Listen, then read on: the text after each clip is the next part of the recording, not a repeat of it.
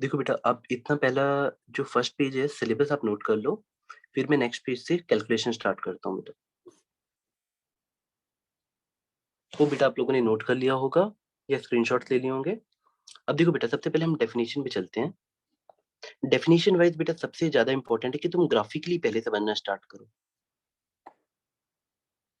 बेटा कभी भी हम कोई फंक्शन जैसे y और x को लिखते हैं तो कोई ना कोई ग्राफ बनता है उसका, कैसा भी ग्राफ बनेगा ही बनेगा उसका। जब भी हम इंटीग्रेशन की बात कर रहे होते हैं तो हम लोग कुछ ऐसे लिखते हैं, integration equal to y dx, x1 से x2। इसको लिमिट्स ऑफ इंटीग्रेशन कहते हैं, x1 x2 को। पर बेटा ध्यान दो, यहाँ पे हम लोग क्या बोलना चाह रहे हैं, x1 x2। आप अपने कॉमन सेंस से मुझे बताओ, अगर हम y dx को मल्टीप्लाई कर रहे हैं तो मैं तुमको एक जगह पिक्चर दिखाता हूँ कि सपोज तुमने y dx लिखा कहीं पे भी, उस हाइट पे y और एक छोटा सा dx, देखो तो तुमको ये एरिया मिलेगी, रेक्टेंगल की एरिया। तो y dx is nothing but area of this green rectangle. ये जो ग्रीन रेक्टेंगल है इसकी एरिया रहता है।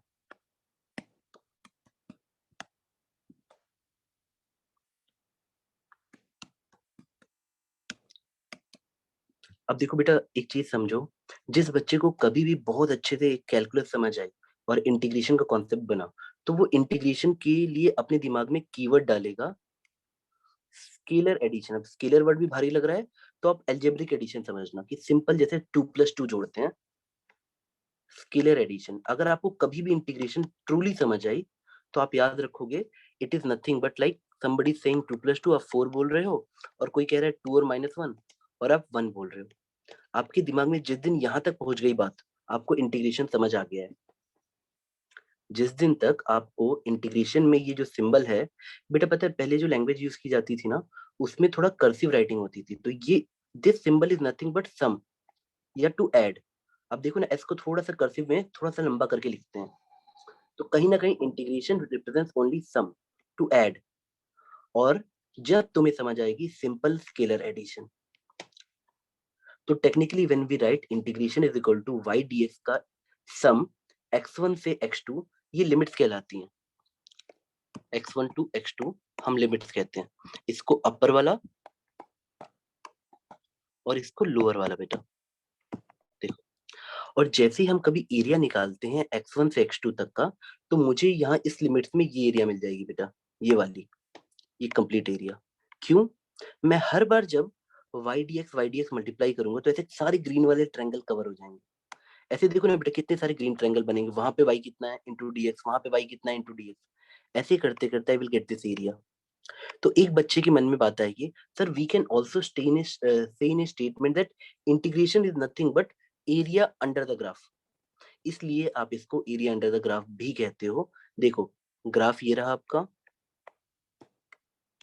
और उसके अंदर का area, this yellow yellow line जितनी हमने कर्व की है बेटा, ये वाली this area under the graph. बेटा क्या यहाँ तक आप लोगों ने नोट कर लिया? Yes sir.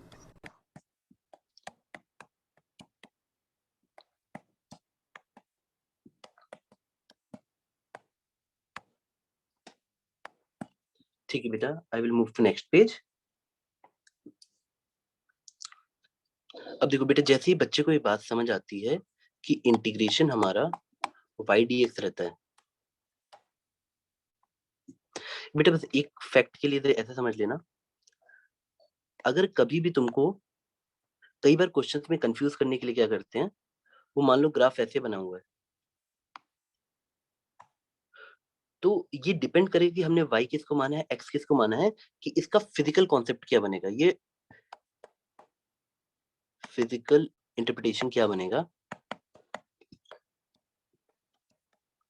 तो मैं आपको चैप्टर बाय चैप्टर पे छोड़ूंगा कि आप खुद से निकाल लो। फॉर एग्जाम्पल, सपोज मैं y की जगह फोर्स लिखता और x की जगह लेंथ ही रहने देता, मतलब डिस्प्लेसमेंट टाइप का, तो आपको पता है कि इस बार अगर आप एफ डी एक्स करोगे तो फोर्स इंटू डिस्प्लेसमेंट आपका वर्क डन बनेगा। मान लो नहीं पता था, पता है, कोई बात नहीं, बट आप देखोगे कि हर बार एरिया क्या देगा। अगर मैं फोर्स और एक्स वर्सेस में एरिया निकालता तो अपने आप ये एरिया मुझे वर्क दे देता। क्या आप मेरी बात समझ गए? तो किसी भी टॉपिक में जब आप जाओगे, बेटा अभी काइनेमेटिक्स है, चाहे कोई भी चैप्टर आगे आएगा, तब आपको एरिया क्या देगा, यानी इंटीग्रेशन से आपको क्या मिलेगा, आप ऐसे लिखना, unit of Y into unit of X. ये सिंपल सा कॉन्सेप्ट है, कॉमन सेंस से भी देख सकते हो, बट क्लास में मेरा काम है कि मैं आपको बोलूं कि कभी भी इंटीग्रेशन या एरिया अंडर द ग्राफ से हमें जो मिलता है, आप सिंपली ऐसे देख सकते हो वाई इंटू एक्स। और ये चीज आपको इतनी काम देगी कि आप मान लो 12th के आखिरी चैप्टर भी पढ़ रहे हो और आपने दो चीजों का, जैसे दो चीजों का ग्राफ बनाया, तो आप खुद ही इन दोनों की यूनिट्स मल्टीप्लाई करके चेक कर सकते हो कि एरिया क्या रिप्रेजेंट करेगा। और बेटा इसके लिए टीचर तुमको फ्री छोड़ता है कि तुम सिंपल अपनी ऑब्जर्वेशन लगाओ। फॉर एग्जाम्पल देखो, मैं एग्जाम्पल समझाता हूँ। बेटा एक टीचर ने तुमको पढ़ाया फोर्स और टाइम, कि ये फोर्स है और ये टाइम है। तुमने ग्राफ देखा फोर्स कैसा था टाइम के साथ में, तुमने क्या किया, अपने हिसाब से बोला अच्छा सर एरिया क्या देगा, हम लोग चेक करना चाहते हैं। एक बच्चे ने फोर्स इंटू टाइम मल्टीप्लाई कर दिया बेटा, तो फोर्स इंटू टाइम मल्टीप्लाई कर दोगे तो तुम्हें क्या मिलेगा बेटा, केजी मीटर पर सेकंड स्क्वायर यानी फोर्स, इंटू टाइम यानी सेकंड, यानी केजी मीटर पर सेकंड यानी मोमेंटम, यानी ये एरिया हमें चेंज इन मोमेंटम दे देगा। यानी तुम्हें इंटीग्रेशन करने से, कैलकुलेशन से ज्यादा इस बात से भी डिपेंड करता है कि तुम फिजिक्स में उसको क्या निकालने जा रहे हो, उसकी फील ले लो। तुम देखो ना कितनी छोटी सी चीज है बेटा, फोर्स लिखा है आपने M V minus U by T, और मैं भी तो आपसे वही बोल रहा हूँ, टी इधर जाके मल्टीप्लाई होगा तो एफ इंटू टी क्या देगा, एम वी माइनस यू, यानी चेंज इन मोमेंटम। तो आप हर बार कभी भी फिजिक्स के एंगल से जब देखोगे तो हर चैप्टर में आप ये सोचोगे कि कैलकुलेशन से ज्यादा ये इंपॉर्टेंट है कि हम ये निकाल क्या रहे हैं, ये कैलकुलेशन हमें कहाँ लेके जा रही है। बेटा ये पॉइंट समझ आ गया? इस पूरे पेज का हेडिंग है how to see physical interpretation of the area, और simply unit of Y multiplied by unit of X. बेटा मेरी बात समझे? और अगर तुम कंफ्यूज हो ना तो ऐसे लिख लेना कि एरिया जो देता है या इंटीग्रेशन जो देता है, जो भी तुम्हारा आया मल्टीप्लाई करने के बाद unit of Y into unit of, उसका चेंज देता है, change of Y into X की यूनिट मल्टीप्लाई करने के बाद। बेटा इतना लिख लिया, नेक्स्ट पेज पे चलें।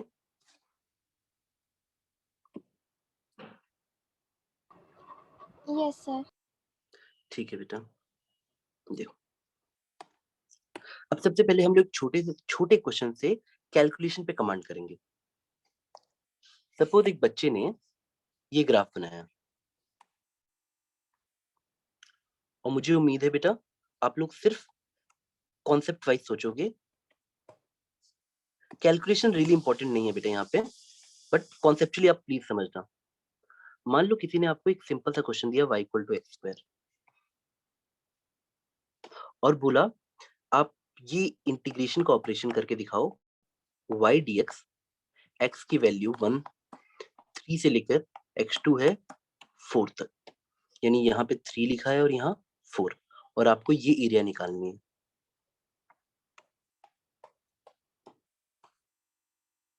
ये वाली, तब मुझे पता है कि सारे बच्चों के लिए ये ज्यादा अच्छा इंपॉर्टेंट उनको लगता है कि सर हमें इंटीग्रेशन का फॉर्मूला याद होना चाहिए बेटा, कि अगर आपको y dx का इंटीग्रेशन पूछा गया है तो बेटा देखो एक बात याद रखना, हम इंटीग्रेशन तभी कर सकते हैं जब तुम y को रिप्लेस कर दो x के फॉर्म में, यानी y को एक्स स्क्वायर लिख दो, तो तुम्हें इंटीग्रेशन ऐसा दिखता कि सर एक्स स्क्वायर dx। हमेशा याद रखना इंटीग्रेशन तभी हो पाएगी जब ये दोनों सेम वेरिएबल होंगे। अब हमें 3 to 4 करना है। बेटा देखो तुम चाहो तो इसको ऐसे याद कर सकते हो, x की पावर n का इंटीग्रेशन x की power n plus 1 upon n plus 1 होता है। बट बेटा इसमें मेरा ज्यादा इंटरेस्ट नहीं है कि बच्चा फॉर्मूला याद करके कैसे समझ रहा है। मेन प्रॉब्लम है कि ये तो बच्चों को याद हो जाता है आज नहीं तो कल, 10-12 दिन बाद, लेकिन वो उसको रियल लाइफ में अप्लाई नहीं कर पाते। कोई ना कोई सिली मिस्टेक, कैलकुलेशन मिस्टेक कहीं ना कहीं उनको तंग करती है। तो चलो चेक करते हैं बेटा।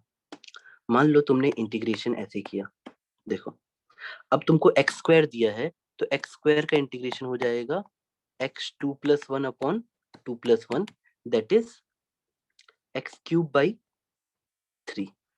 बेटा बस यहाँ पे रुक के थोड़ा सा ना लिमिट्स को ऐसे लिख लेना, 3 to 4। और सबसे पहले ऐसे सोचना कि इसको अपर लिमिट कहते हैं और इसको वेरिएबल की जगह पुट करोगे, यानी आपका फर्स्ट स्टेप होगा 4 क्यूब, एक्स की जगह 4 लिखो बाई 3 माइनस लोअर लिमिट, यानी अब एक्स की जगह 3 पुट करो। ये माइनस साइन रहना चाहिए बेटा, कभी भी कंफ्यूजन आए use brackets more. 3 cube by 3। अब बेटा ये ऑपरेशन तो आप लोग कर लोगे, लेकिन इस ऑपरेशन से हमें ये एरिया मिलेगी। क्या आपको ये बात समझ आ गई बेटा? यहाँ तो कोई डाउट है? इस क्वेश्चन में आपने ये देखा हाँ कि हम सर। अपर लिमिट को वेरिएबल की जगह पुट करते हैं, लोअर लिमिट को भी वेरिएबल की जगह पुट करते हैं, फिर upper limit minus lower limit करते हैं। तो ये छोटा सा कैलकुलेशन आपको समझ आया सारे बच्चों को? Yes sir. Okay, thank you बेटा। अब देखो बेटा, अब इसमें थोड़े से और चीजें हैं, मैं समझाता हूँ। एग्जाम्पल के साथ समझेंगे सबसे बेहतर होगा। प्रॉब्लम क्या आती है जब, देखो, एक बच्चे को ये समझ आया कि इंटीग्रेशन एरिया है, एक टीचर ने ग्राफ में ऐसे एरिया दे दिया ऐसे करके, ये रैंडम ग्राफ है बेटा। अब समझो मैंने तुमको बोला x1 इक्वल टू 3 से x2 इक्वल टू 5 तक आप इंटीग्रेट करो। मेरी बात समझे बेटा? यानी हमें ये एरिया निकालनी है और ये एरिया निकालना है। अब बेटा कोई बच्चा सोच सकता है कि एक्चुअल में आंसर कैसे आएगा। हाँ कोई बात नहीं, आप वही करोगे, अभी भी वही करोगे, कोई चेंज नहीं। y है, x है, आप एग्जैक्टली देखो, जो जैसे ये कुछ फॉर्म में दिया रहता है ना, हम उसको इंटीग्रेट करते हैं। लेकिन इस बार क्या आपको समझना पड़ेगा कि एक एरिया, यहाँ पे आप y इंटू डी करोगे तो y पॉजिटिव है, देखो y पॉजिटिव है और dx तो हमेशा पॉजिटिव रहता है, तो a1 हमारा पॉजिटिव एरिया आता है और a2 हमारा नेगेटिव एरिया आता है।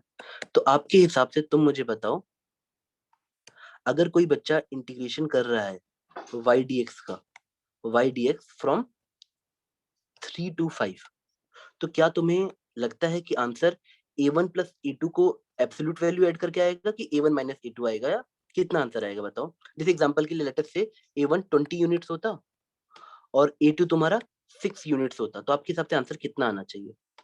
सोच के बताओ बेटा। अगर इस पॉजिटिव एरिया की वैल्यू 20 आई है और नेगेटिव एरिया, बेटा देखो यहाँ y नेगेटिव है, इंटू dx करोगे नेगेटिव आएगा, आपके हिसाब से आंसर कितना आना चाहिए बताओ बेटा?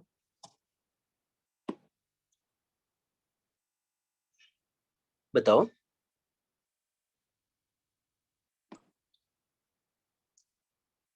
हाँ मैं बताता हूँ बेटा, कोई बात नहीं बेटा, बहुत अच्छा बेटा। देखो आप में से जो भी बच्चा चैट या कुछ भेजता है मुझे बहुत अच्छा लगता है। देखो आपको फिर फर्स्ट पेज पे जाना है। देखो मैं बेटा, देखो आपसे जो भी बात बोल रहा हूँ, देखो यहाँ पे आओ। इंटीग्रेशन जिस दिन तुम्हें समझ आए वो स्केलर एडिशन होती है या सिंपल अलजेब्रिक एडिशन, यानी कभी भी you are done with integration तो 2 + 2 4 हो जाएगा, 2 और -1 1 हो जाएगा। ये लाइन समझ आई? आप जब ये ऑपरेशन करते, whenever you are done with the value putting and everything, answer will come like this कि sir 20 plus -6 that will be 14। और इसीलिए वो आपको बहुत जगह पे कंफ्यूज करेगा। क्या बेटा आप लोग बात समझे?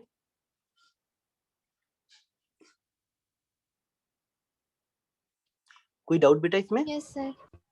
यस ये सर। देखो अब जब इसको जब फिजिक्स में जब टर्म के साथ जोड़ोगे ना कि y क्या रिप्रेजेंट कर रहा है, x क्या रिप्रेजेंट कर रहा है, तो जैसे बड़ा बढ़िया आ जाएगा। जैसे एग्जांपल के लिए मैं एग्जांपल दिखाता हूँ, देखो वेलोसिटी और टाइम। अगर मैं मोशन इन 1D पढ़ रहा होता हूँ, 1D, अगर मैं मोशन इन 1D पढ़ रहा होता, वेलोसिटी और टाइम, तब मैं तुमको सिखाता कि देखो बेटा, अच्छा ठीक है यही ग्राफ बना दिया मैंने, हाँ अब तुम्हें पता है कि वेलोसिटी इंटू टाइम करोगे तो एरिया की यूनिट मिलेगी, तो वेलोसिटी इंटू टाइम यानी मीटर पर सेकेंड इंटू सेकेंड यानी मीटर। तो अब तुम्हें समझ आ गया कि सर अगर मैं ये एरिया निकालता और ये 20 आता और ये -6 आता, अगर मैं तुमसे डिस्प्लेसमेंट पूछ रहा हूँ तो तुम्हारा answer area under the graph ऐसे आ जाता। लेकिन अगर मैंने तुमसे डिस्टेंस पूछा है तब तुम 20 और -6 करते, दैट इज 20 और -6 को ऐड कर देते। अगर डिस्टेंस निकालना है तो 26 आ जाता, और अगर डिस्प्लेसमेंट निकालना है तो 20 प्लस -6 दैट इज 14। बेटा इंटीग्रेशन हमेशा तुम्हें ऐड करके ये वाला एरिया देगा, ये वाला नहीं। इसीलिए वो तुमको बहुत जगह कंफ्यूज करते हैं। This is integration. तो एक बच्चा कैसे ये निकाल पाएगा अगर उसे डिस्टेंस निकालना होता? बेटा तब चालाकी ये होती है ना कि इसको तोड़ते हैं लिमिट्स को, बीच में देखते हैं, शायद सपोज ये 4 तक आया तो 3 से 4 तक पहले एडिशन कर लो, y dx कर लो, फिर जैसे 3 से 4 जोड़ लिया और फिर 4 से 5 जोड़ लिया और फिर इन दोनों को एब्सोल्यूट फॉर्म में ऐड कर दिया, जैसे 20 और -6 करके, तो हमें डिस्टेंस निकला था। क्या आपको मेरी बात समझ आई? अगर आप कभी भी सीधे 3 to 5 इंटीग्रेट करोगे ना बेटा, तो तुमको ये मिलेगा, दिस थिंग, 20 और -6। क्या ये थोड़ा बहुत समझ आ रहा है बेटा? मतलब इंटीग्रेशन मासूम है, उसको पता ही नहीं है कि वो क्या कर रहा है, वो सीधे सारी एरिया पॉजिटिव प्लस नेगेटिव जोड़ के आपको फाइनल आंसर बता दे रहा है। आपको समझना होगा कि वो एरिया क्या रिप्रेजेंट कर रहा है। मेरी बात समझे क्या बेटा? Yes, sir. ठीक है बेटा, वेरी गुड बेटा। बेटा आप में से किसी को भी कोई भी डाउट आता है प्लीज पूछना। चलो हम नेक्स्ट पॉइंट पे चलते हैं बेटा। हमने क्या किया, ये है मतलब इंटीग्रेशन एज ए चेंज, ये बहुत इंपॉर्टेंट लाइन है बेटा।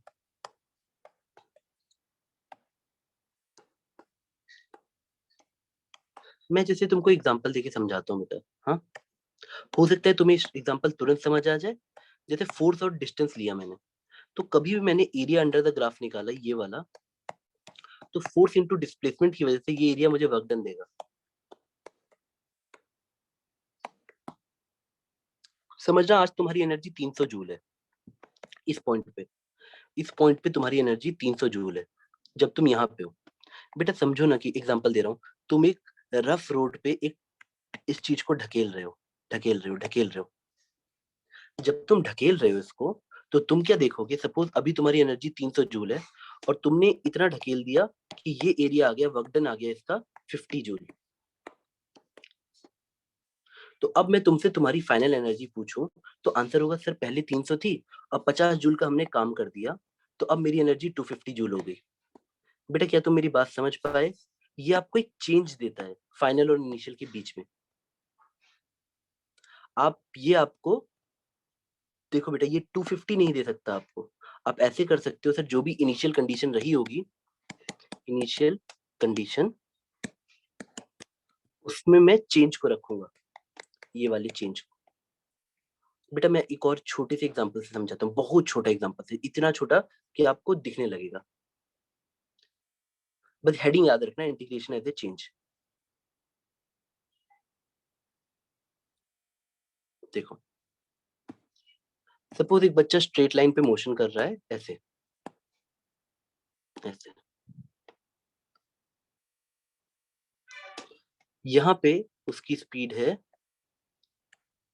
20 मीटर पर सेकेंड। अब जरा ध्यान से सुनना, अगर मैं 20 मीटर पर सेकेंड से 0.1 सेकेंड के लिए चलूं तो कोई डिस्टेंस कवर होगा। अब सोचो अगले 0.1 सेकेंड के लिए, अगले 0.1 सेकेंड के लिए तुम्हारी स्पीड 22 है, फिर उसके बाद अगले 0.1 सेकेंड के लिए तुम्हारी स्पीड 30 है। तो एक बच्चा जिसको बात समझ आई कि सर स्पीड बढ़ रही है, जब मैं यहाँ पे हूँ इस पॉइंट पे, इस पॉइंट पे हूँ मैं, तो पहले देर के लिए मैं 20 मीटर पर सेकेंड से चला, यानी स्पीड इंटू टाइम, डिस्टेंस आएगा ना बेटा, क्या आप समझ पा रहे हो? स्पीड इंटू टाइम आपका डिस्टेंस आता है बच्चा। देखो 20 इंटू 0.1 सेकेंड आपको डिस्टेंस मिला। बट अगले ही इंटरवल के लिए, अगले इंटरवल के लिए बेटा, ये मोशन स्ट्रेट लाइन सोचना, अगले ही इंटरवल के लिए आपकी स्पीड थी 22 इंटू 0.1 और उसके अगले इंटरवल के लिए आपकी स्पीड थी 30 इंटू 0.1, यानी distance, speed into time distance. अब बेटा देखो, मैं तुमसे पूछूंगा कि बेटा टोटल कितना डिस्टेंस चल रही है, तो बेटा इंटीग्रेशन इज जस्ट लाइक कि तुम ऐसे समझो कि ये y बना यानी वेलोसिटी बना और ये dt बना, और तब तुम डिस्प्लेसमेंट निकाल लेते हो। दैट इज ट्रू, आपने बिल्कुल ऐसा किया।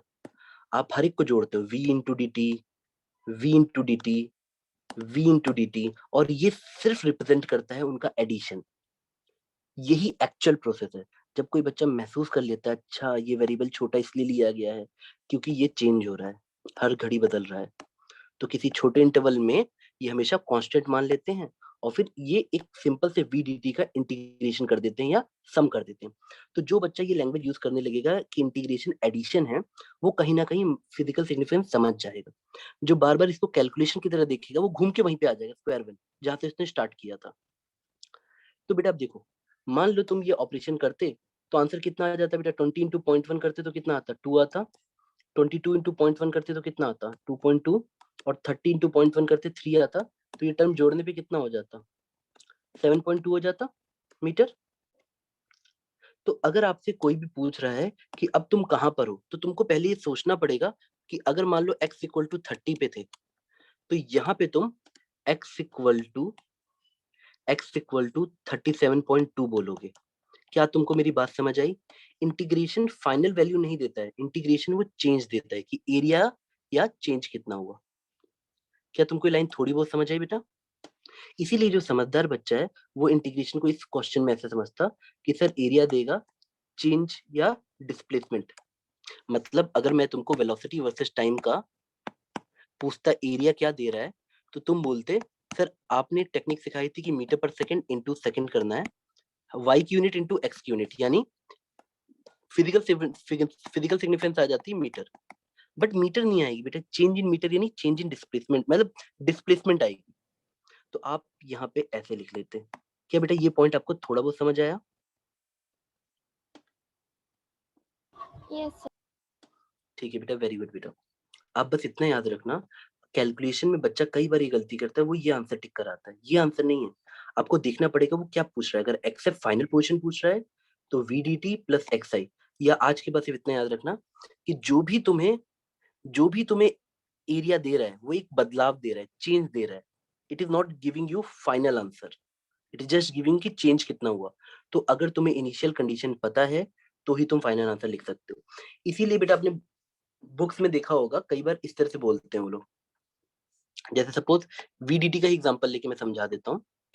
अगर उन्होंने वेलोसिटी और टाइम लिया और ऐसा कुछ बनाया और वो लिख देते हैं कि एरिया देगा x final equal to x initial plus VDT, यानी मुझे बिना इनिशियल कंडीशन के इंटीग्रेशन पूरा आंसर नहीं दे सकता।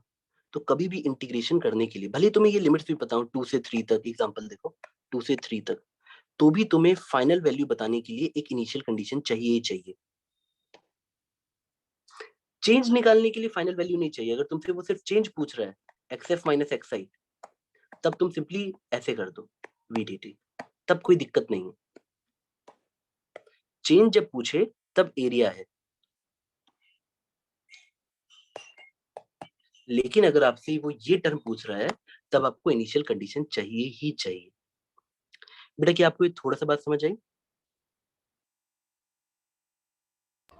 Yes. ठीक है बेटा, अब मैं लॉजिकली आपसे पूछता हूँ, आप मुझे समझाना। सपोज तुम लोगों को बड़े अच्छे से बात समझ आ गई कि इंटीग्रेशन एक एडिशन होता है और कुछ नहीं। सर हाँ बेटा बोलो। सर थोड़ा लास्ट पेज लिखना था। बेटा मैं एक सेकंड दिखा दे रहा हूँ। हाँ हाँ, देखा बेटा आपने? Yes sir. ठीक है बेटा, देखो बेटा मैं अब आपको ऐसे समझाता हूँ कि आपको इंटीग्रेशन को सब बच्चों ने एडिशन की तरह देख लिया या एरिया अंडर द ग्राफ की तरह देख लिया। उन्होंने कैलकुलेशन पे भी ध्यान दिया कि सर फॉर्मूला हमें, मतलब देखो जब एक बच्चा ऐसे निकालता है y dx y dx, ठीक है, जब एक बच्चा ऐसे y dx निकालता है तो उसको ये एरिया मिलता है, एरिया, ठीक है। लेकिन ये एरिया क्या रिप्रेजेंट कर रहा है, उसके लिए इसको y इंटू एक्स मल्टीप्लाई करना पड़ता है। और ये जो इंटीग्रेशन आ रहा है बेटा वो कोई चीज देगा। जैसे हो सकता है कि वो कोई एनर्जी दे दे, हो सकता है फोर्स दे दे, कुछ भी करके वो कुछ देगा। तो अब हमारा दिमाग चाहता है क्या वो दो चीजें दे सकता है, स्केलर और वेक्टर। बेटा आई होप आपको इतना बेसिक पता हो, स्केलर और वेक्टर अभी के लिए बस बेसिक। स्केलर सिंपल समझ लो जिसमें डायरेक्शन अभी यूज नहीं होता है, जैसे मास हो गया। एग्जांपल के लिए अपने दिमाग में कोई इमेज बना लो, भले अभी भी तुम्हें पूरी क्लियर पिक्चर नहीं है। और वेक्टर के लिए बेटा तुम कोई वैसी इमेज बना लो जैसे फोर्स हो गया या कोई भी जो वेक्टर तुम जानते हो, जैसा भी एक्सेलरेशन हो गया, वेलोसिटी हो गया, कोई भी इमेज अपने दिमाग में बना लो। मेरी बात समझे बेटा? वाई डी एक्स क्या देगा बेटा? वाई डी एक्स तो कुछ भी दे सकता है ना, वो वेक्टर भी दे सकता है, वो स्केलर भी दे सकता है। मेरी बात समझे? मैं Yes. एग्जांपल के साथ Yes, मैं sir. एग्जांपल के साथ समझाता हूँ। बहुत अंतर है बेटा, वेक्टर का इंटीग्रेशन में और स्केलर के इंटीग्रेशन में बहुत जमीन आसमान का अंतर है, बहुत ज्यादा।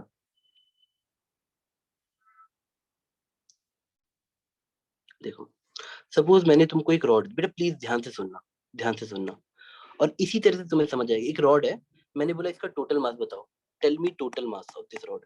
रुको, अभी पहले क्वेश्चन समझ लो।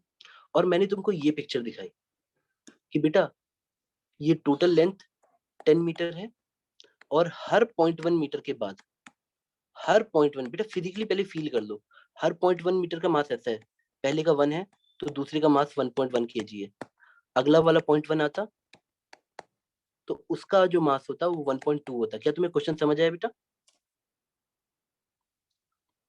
क्वेश्चन ये है, calculate calculate mass of the rod. अब तुम बोलोगे सर हम तो ये कर सकते हैं, एक 6 का बच्चा भी ऐसा कर सकता है कि सर टोटल मास आ जाएगा, हर बार लेंथ देखेंगे कितनी है, उसके हिसाब से देख लेंगे कि सर पहले का 1 हो गया, दूसरे का 1.1 हो गया, तीसरे का 1.2 हो गया, फिर चौथे का 1.3 हो गया, और ऐसे करते करते तुम निकाल लोगे। बेटा बात समझ आ रही है? कोई दिक्कत है बेटा यहाँ तक? No, sir. लेकिन बेटा अभी वो ट्विस्ट कर दें और तुमको यही चीज जो मैंने ऐसे बताई है कि हर बार 0.1 बढ़ रहा है, वो ऐसे बोल देंगे कि ये रॉड है, यहाँ पे x इक्वल टू 0 है, यहाँ पे x इक्वल टू l है, और यहाँ का मास, x दूरी का मास इस पॉइंट का मास दिया है इस फॉर्मूले से, m इक्वल टू k, देखना बेटा वहां का मास दिया है k x स्क्वायर। अब तुम बोलोगे सर इसका मतलब क्या हुआ? इसका मतलब ये हुआ कि k एक कांस्टेंट है, और जितनी दूरी बढ़ेगी, ये डिस्टेंस जितना बढ़ेगा उतना हैवी होता जाएगा। जैसे क्रिकेट का बैट नीचे भारी होता है, हैंडल हल्का होता है, वैसे सोचो, डिस्टेंस बढ़ेगा तो मास बढ़ता जाएगा। बेटा क्या ये बात तुमको समझ आई?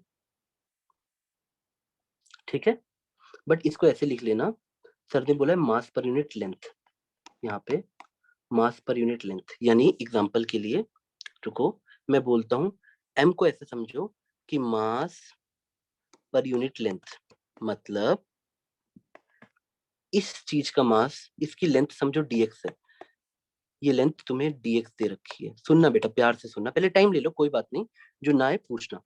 मैंने तुम्हें बोला कि यहाँ पे अगर तुम मास पर यूनिट लेंथ निकालते हो तो वो आता है kx स्क्वायर। अब तुम पूरी रॉड का मास निकालो जिसकी रॉड की लेंथ l है।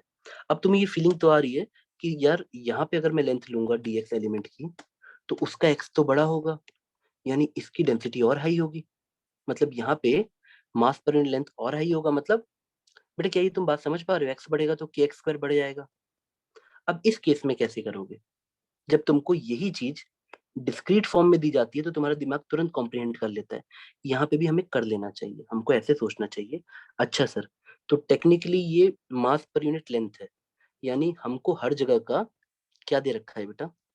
अगर मुझे इसका मास निकालना है तो मैं ऐसे करूंगा कि सर मुझे वहां पे मास पर यूनिट लेंथ दिए रखा है कि एक्स स्क्वायर।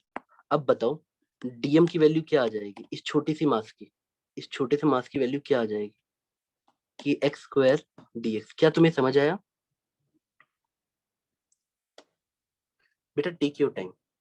और ऐसे कितने सारे डीएम बनते ना हर जगह का, हर जगह बस अंतर क्या आ जाता, सबका डेंसिटी अलग अलग है, लीनियर मास डेंसिटी। तो जब हम स्केलर को ऐड करते हैं तो हम बिल्कुल निश्चिंत रहते हैं, हमें उसमें से कोई डिफरेंशियल एलिमेंट तोड़ना पड़ता है। बेटा ये क्वेश्चन मैं फिर से शुरू करता हूँ, कुछ नाम रखता हूँ सबका, अब प्लीज देखना। आपको मैंने क्वेश्चन क्या दिया, एक रॉड है, दिस इज रॉड, जिसमें किसी एक्स दूरी पे एक एंड से, suppose end X equal to 0 एक एंड है और एक्स इक्वल टू एल दूसरा एंड है, एक एंड से जो दूरी पे जो पार्टिकल है जिसकी लेंथ dx है, मैंने बोला इसका मास पर यूनिट लेंथ, बेटा इसका मास अगर dm है, इसका छोटे छोटे वाले का मास dm है, इसको डिफरेंशियल एलिमेंट कहते हैं। बेटा प्लीज इसको समझना, ये बहुत इंपॉर्टेंट है, मैं बार बार ये टर्म बोलूंगा, डिफरेंशियल एलिमेंट। मतलब किसी बड़े स्ट्रक्चर का एक छोटा सा टुकड़ा जिसको रिपीट करने पे पूरी बॉडी मिल जाए। मतलब अगर मैं DM DM DM DM DM DM DM DM जोड़ूंगा तो मुझे टोटल एम मिल जाएगा। क्या ये फीलिंग समझ आई तुम्हें? देख लो बेटा, मुझसे अगर क्वेश्चन ये होता कि calculate the mass of the rod, तो बेटे जरूरी थोड़ी ना कि हर पॉइंट का मास सेम ही हो। ऐसा भी तो हो सकता है कोई किसी अलग मेटल का बना हो, कहीं पे शेप और साइज अलग अलग हो, तो सबका मास अलग अलग हो सकता है।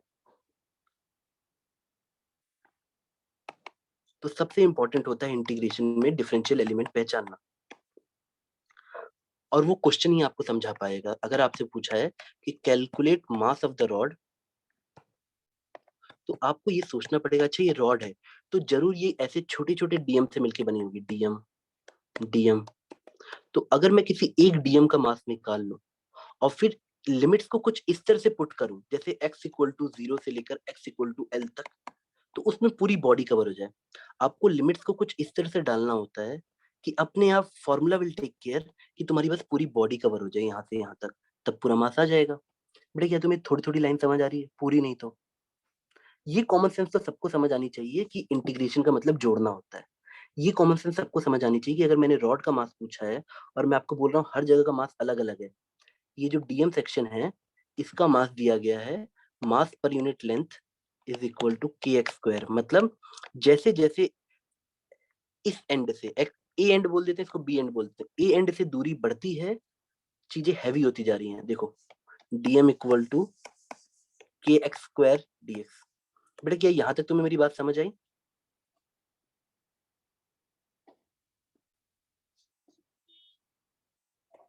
Yes sir. तो अब अगर किसी बच्चे को टोटल मार्क्स निकालना होता तो वो अपने दिमाग में ऐसे कैलकुलेशन करता कि सर ये बोलना चाहते हैं कि अगर मैं डीएम को जोड़ दूंगा तो मुझे टोटल मार्क्स मिल जाएगा। सही बात है बेटा। अब वैल्यू पुटिंग करो। देखो बेटा हो सकता है कुछ लाइंस तुम्हें ऐसे लगी तुम्हें तुरंत समझ आ रही हो, बट उसका थोड़ा उसको स्टेटमेंट फॉर्म में बोलना सीखना कि हम लिमिट्स ऐसे लेते हैं कि पूरी बॉडी कवर हो जाए। अगर मुझे पूरी बॉडी का मास निकालना है तो I will take my limits accordingly कि पूरी बॉडी का मास निकला है। For example I will take क्या एक्स इक्वल टू 0 से लेकर एक्स इक्वल टू एल तक। बेटा ये भी तो हो सकता है मैं तुम्हें सिर्फ एल बाई टू तक मास पूछता कि नहीं बेटा बताओ ये रॉड इतनी लंबी है एल तक है, एल बाई टू तक निकालो, तब एक बच्चा सिर्फ एल बाई टू पुट करता एक्स इक्वल टू 0 से X equal to L by two. और ये भी हो सकता था मैं तुमसे पूछता कि नहीं बेटा ये रॉड तुम्हारे सामने बनी हुई है, मुझे इतने का मास बताओ एल बाई टू से लेके एल तक का, तब एक बच्चा लिमिट ऐसे पुट करता X equal to L by two से एल तक। क्या तुम मेरी बात समझे? लिमिट्स वैसे पुट करना जैसे तुमको रिक्वायरमेंट है। अगर तुम्हें पूरी बॉडी का निकालना है तो 0 से लेकर एल तक। अगर बेटा कॉमन सेंस समझना कि इसका मास कम आएगा और इसका मास ज्यादा आएगा क्योंकि यहाँ पे डेंसिटी बढ़ रही है क्वेश्चन में जो डेटा दिया है उसके हिसाब से। अब बेटा कर लोगे? देखो अब कितना ईजी है। अगर मान लो मुझे पूरी रॉड का मास निकालना होता तो मेरे लिए सिर्फ इस इंटीग्रेशन को पूरा खत्म कर देना है कि कांस्टेंट है बाहर चला गया, एक्स स्क्वायर का इंटीग्रेशन एक्स स्क्वायर बाई 3 हो गया, एक्स क्यूब बाई 3 हो गया, और फिर लिमिट्स पुट कर दूंगा 0 से लेकर एल तक। पहले एल यानी अपर लिमिट, फिर 0 यानी लोअर लिमिट, तो मेरा आंसर आ जाता के एल क्यूब बाई 3 माइनस के इंटू 0 का क्यूब बाई 3 यानी सिंपली के L cube by 3। It is the total mass of the rod. This is called integration of scalar. थोड़ा सा समझ आया होगा, थोड़ा सा, पूरे पे मैं कॉन्फिडेंट नहीं हूँ, बट आपने कुछ स्टेटमेंट कैच किया होगा कि तो थोड़ा अच्छा। और एक बार ये वाला बता देंगे? हाँ बेटा बिल्कुल। बेटा एग्जैक्टली यही क्वेश्चन बताऊं कि इसी टाइप का दूसरा बताऊं? बताओ। सर यही वाला थोड़ा सा। अच्छा ठीक है।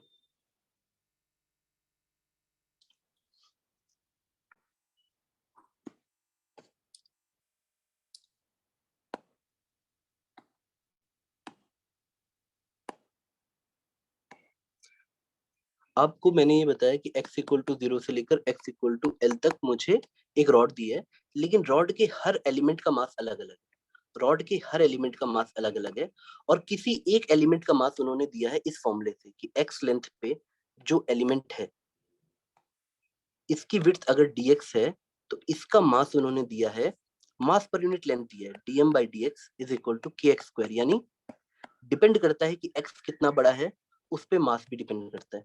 तो एक बच्चे ने डिफरेंशियल एलिमेंट को पहचाना कि रॉड का अगर टोटल मास निकालना है तो मुझे सारे डीएम का मास जोड़ देना होगा। इंटीग्रेशन मतलब एडिशन हुआ। तो अगर मुझे हर एलिमेंट का मास पता लग जाए, बेटा देखो मैं इस रॉड को ऐसे बोल सकता हूँ, छोटे छोटे एलिमेंट से बने हुए हैं ऐसे ऐसे, मुझे बस इन एलिमेंट्स को, जिसको मैं डिफरेंशियल एलिमेंट कह रहा हूँ, उसको जोड़ देना है, मुझे टोटल मास पता लग जाएगा। तो वही एक बच्चा ऐसे किया कि m equal to integration of dm, और उसने यह फॉर्मूला पुट कर दिया कि dm की जगह kx² dx, और लिमिट्स हमेशा वैसे रखो जहां से तुम्हें क्वेश्चन में बोला गया हो। अगर उसने बोला टोटल बॉडी का मास निकालो, तो तुम लिमिट पुट करते x इक्वल टू 0 से लेकर x इक्वल टू l तक। बेटा क्या तुम लोग को समझ आया अब? सर ये जो लिमिट होती है ये हम लोग मतलब क्यों यहाँ पे मतलब यूज करते हैं? डायरेक्टली अगर हम लोग उसको आंसर तो निकाल सकते हैं। बेटा देखो, हम लिमिट्स क्यों यूज करते हैं, क्योंकि हमें क्वेश्चन बताएगा कि मास कहाँ से कहाँ निकालना है, या आंसर हम डायरेक्टली निकाल सकते हैं। बेटा इस लाइन का कोई स्टेटमेंट नहीं है, क्वेश्चन बताएगा ना। अगर मान लो मैंने तुमसे बोला है कि यहाँ से यहाँ तक का मास बताओ, कि L/3 से लेकर टोटल L तक का मास बताओ, इतने का मास बताओ, इतने का, तब तुम लिमिट्स को ऐसे पुट करते कि सर इस मास के लिए मैं मास का फॉर्मूला पुट करता वही वाला। देखो डीएम का मतलब वही रहेगा, DM will be that much only, kx² into dx, but limit हो जाती x इक्वल टू L/3 से x इक्वल टू L तक, तब मुझे ये मास मिलता, ये वाला। क्या तुम मेरी बात समझ पाए बेटा? तो यस। लिमिट्स नहीं पुट करोगे तो तुम्हें कैसे पता कि वो क्या पूछ रहा है। अगर टोटल रॉड का मास पूछा है तो 0 से लेके L तक। बेटा टेक्निकली एक बात समझो, जब तुम सिंपल इंटीग्रेट करते हो तो तुम्हें एक रिलेशन मिलता है x³/3, लेकिन अगर लिमिट्स नहीं डालोगे, अच्छा मैं इसको ग्राफिकली भी समझाता हूँ।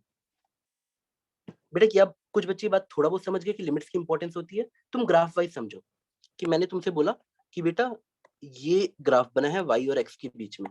एक बच्चा बोलता है अच्छा ठीक है सर, अगर मेरे को ये पता है कि ये y equal to something something है तो मैं इंटीग्रेशन करके निकाल लूंगा। लेकिन बेटा अगर मैं तुम्हें लिमिट्स नहीं बताऊं तो तुम्हें कैसे पता कि कहाँ से कहाँ तक निकालना है? ये देखो ना, ये x1 है और ये x2 है। जब तक ये लिमिट नहीं देगा तो तुम कैसे निकाल सकते हो कहाँ तक निकालना है? तो एरिया अंडर द ग्राफ होता है इंटीग्रेशन, तब तो चेंज हो गया। किसी बच्चे ने लिमिट चेंज कर दी तो उसका एरिया बढ़ जाएगा। किसी ने x3 से x1 के लिए निकाला है तो he will be getting this area, ये वाला पूरा। किसी ने x1 से x2 तक निकाला है तो he will be getting this area only, this area. क्या बात समझ गए बेटा? Yes sir. ठीक है बेटा। प्रॉब्लम कहाँ आती है कि बच्चा डिफरेंशियल एलिमेंट को पहचानने में देर करता है। बेटा जनरली आपके कोर्स में 3 तरह के डिफरेंशियल एलिमेंट बनते हैं। एक लीनियर वाला, जैसे मैंने इस क्वेश्चन में लेके बताया, एक होता है एरिया वाइज, और एक होता है बेटा तुम्हारा वॉल्यूम वाइज। तो बच्चे प्लीज अभी क्लास में ना डिफरेंशियल एलिमेंट पहचानना सीख लो।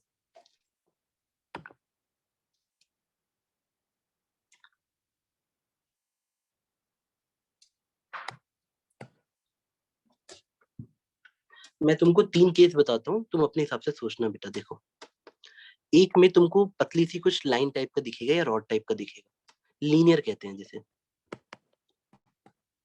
एक में तुम्हें कुछ एरिया टाइप का दिखेगा बेटा, एरिया टाइप का। और तीसरे में तुम्हें वॉल्यूम टाइप का दिखेगा। तो मैं जानबूझ के, तुम ऐसे अपने मन में एक इमेज बनाना, लीनियर मतलब रॉड टाइप का इमेजिन करना, दूसरे में शीट टाइप का या एरिया इमेजिन करना, और तीसरे में तुम एक वॉल्यूम इमेजिन करना, यानी जैसे स्फेयर ले लो। बेटा क्या है, तुम्हें ये बात समझ आई? और इसकी हेडिंग ऐसे डालना, identifying identifying differential element.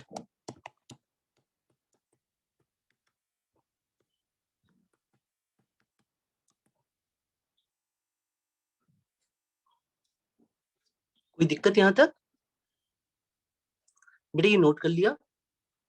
Yes sir. ठीक है, वेरी गुड।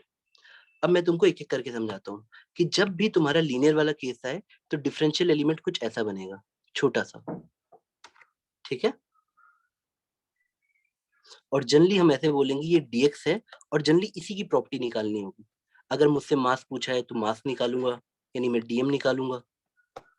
अगर मुझसे उन्होंने कुछ मोमेंट ऑफ इनर्शिया पूछा है तो मैं उसका मोमेंट ऑफ इनर्शिया निकालूंगा। मतलब कुछ भी करके तुम्हें हमेशा एलिमेंट ऐसे ऐसे तोड़ने पड़ेंगे, और फिर एक एलिमेंट का निकाल कर इंटीग्रेट करना होगा यहाँ से यहाँ, या जहां से बोलेगा वहां तक, ताकि मैं जिस क्वेश्चन में पूछा है जहां से जहां तक मैं निकाल पाऊँ।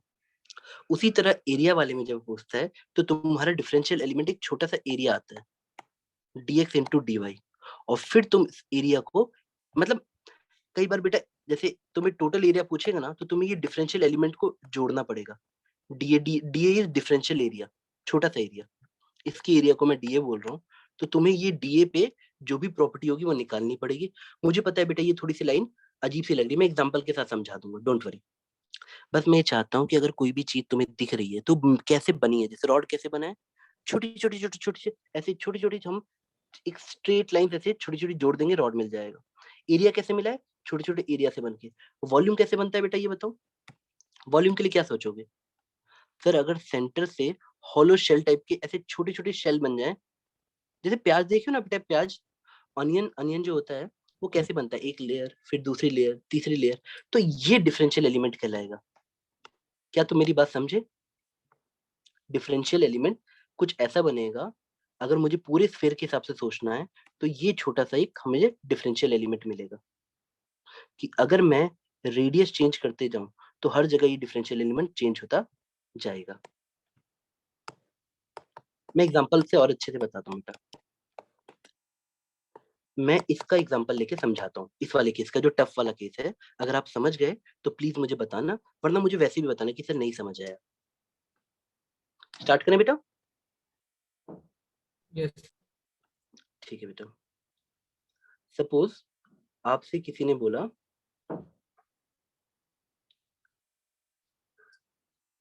कि एक स्फीयर है जिसका मास रेडियली बढ़ रहा है, मतलब जितना आप रेडियस बड़ा करोगे उसका मास बढ़ता चला जाएगा, ये रेडियस डिपेंडेंट मास है उसका। ऐसे सोचो, अर्थ की डेंसिटी सरफेस पे हाई होती और अंदर लो होती। एग्जांपल देखिए बता रहा हूँ बेटा, उल्टा भी हो सकता है। हमने ऐसे माना कि जब तुम सेंटर से आर दूरी पे हो, सेंटर से आर दूरी पे हो, तो यहाँ की जो डेंसिटी, नॉर्मल डेंसिटी बेटा, मास पर यूनिट वॉल्यूम, मास पर यूनिट वॉल्यूम इज के आर स्क्वायर, या सिंपली के आर ले लो। चलो,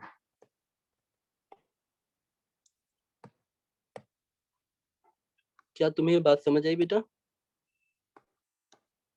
इट इज मास पर यूनिट वॉल्यूम इज के आर। बेटा इसका सिंपल से मतलब है कि रेडियस बढ़ेगा तो मास बढ़ेगा। क्या आपको ये बात समझ आई? Yes Yes, sir. बेटा इसका ये मतलब भी है कि मैं ये बोलना चाहता हूँ कि यहाँ पे डेंसिटी और यहीं पे अगला वाला कोई ऐसी लेयर होती, तो इस लेयर की डेंसिटी ज्यादा होती, हाई डेंसिटी, और इसकी डेंसिटी लो होती।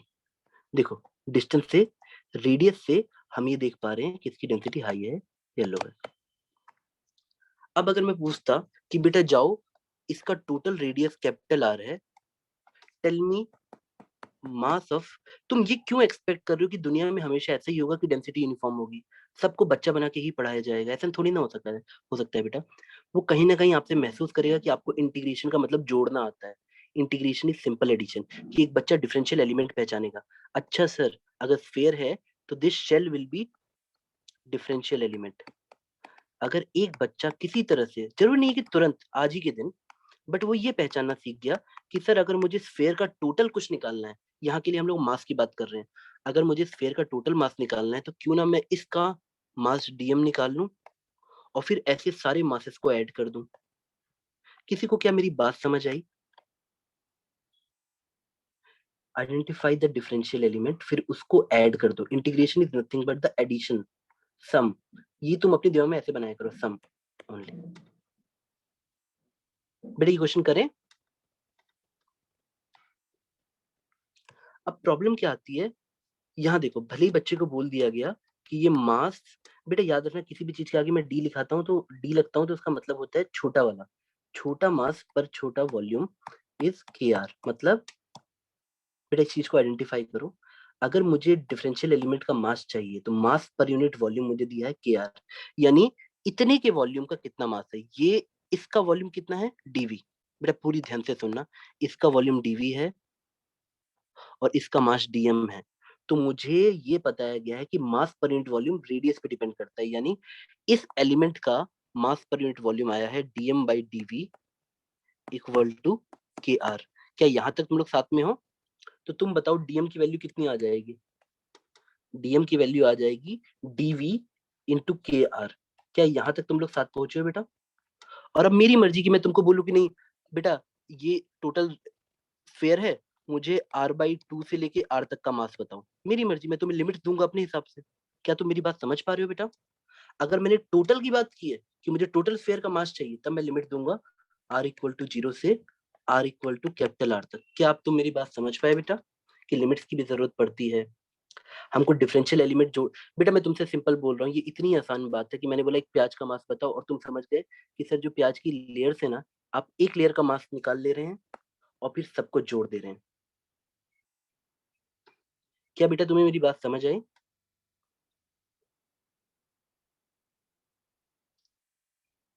बेटा यहाँ तक क्या तुम लोग कॉन्सेप्ट कैच कर पा रहे हो कि I have been asked to calculate the mass of the whole sphere, but every element of the sphere has different mass. Uniformity नहीं है। यूनिफॉर्मिटी होती तो आप सीधे वॉल्यूम इनटू डेंसिटी मल्टीप्लाई कर देते कि सर वॉल्यूम पता है, डेंसिटी पता है, मल्टीप्लाई कर दिया, मास आ गया। लेकिन जब हर वॉल्यूम का अलग अलग डेंसिटी है डिपेंडिंग ऑन द रेडियस, तब तुम्हें हर डिफरेंशियल एलिमेंट का मास निकालना पड़ेगा और फिर उसको ऐड करना पड़ेगा। क्या ये लाइन तुम्हें थोड़ा भी क्लियर हो रहा है? Yes sir. हाँ बेटा, हाँ आ रहे हैं ना बेटा, आ रहे हैं, आ रहे हैं, डोंट वरी। बेटा मैं चैट वैट पढ़ता हूँ, आप लोग भेजा करो। देखो मैं समझाता हूँ। अब बच्चा बोलेगा हमेशा इंटीग्रेशन तब हो सकती है जब ये दोनों सेम वेरिएबल हो, ठीक है? तो क्यों ना वॉल्यूम को आर के टर्म्स में लिखें। तब एक बच्चे से मैं थोड़ी सी कॉमन सेंस की एक्सपेक्टेशन रखूंगा कि अगर मान लो मैंने उससे बोला ये आर है और मैंने बोला ये डी आर, ये जो लेंथ है ये फर्दर डी आर है, डी आर मतलब टोटल वॉल्यूम, टोटल रेडियस कितना हुआ? अगर मुझे इसका वॉल्यूम चाहिए, इतने का वॉल्यूम चाहिए, इतने का, तो मैं बोलूंगा दो स्फीयर का माइनस कर लेते हैं। एक बार 4/3 pi R plus D R cube minus 4/3 pi R cube. किसी को मेरी बात समझ आई बेटा? मुझे अगर इसका वॉल्यूम चाहिए तो मैंने ये मान लिया कि यहाँ से यहाँ, बेटा रुको मैं नेक्स्ट पेज पे समझाता हूँ। बेटा एक चीज तो मान लो आपने, मैंने आपसे पूछा मुझे इस आर दूरी पे वॉल्यूम चाहिए, ये इसका वॉल्यूम चाहिए, ये जो ये वाला पोर्शन है, ये वाला, ये वाले का मुझे वॉल्यूम चाहिए। तो बेटा मैं आप लोगों से एक उम्मीद करूंगा कि आप ऐसे समझो कि अच्छा सर ये आर है और ये डी आर है, तो वॉल्यूम इसका आया। अगर मैं एक स्फीयर का निकाल लूं जिसका रेडियस है आर प्लस डी आर और माइनस कर लूं उससे जिसका रेडियस है आर, तो मैंने कर दिया 4/3 pi R plus D R cube minus 4/3 pi R cube. क्या बेटा यहाँ तक तुम्हें समझ आया? तो ये मुझे इसका वॉल्यूम दे देगा।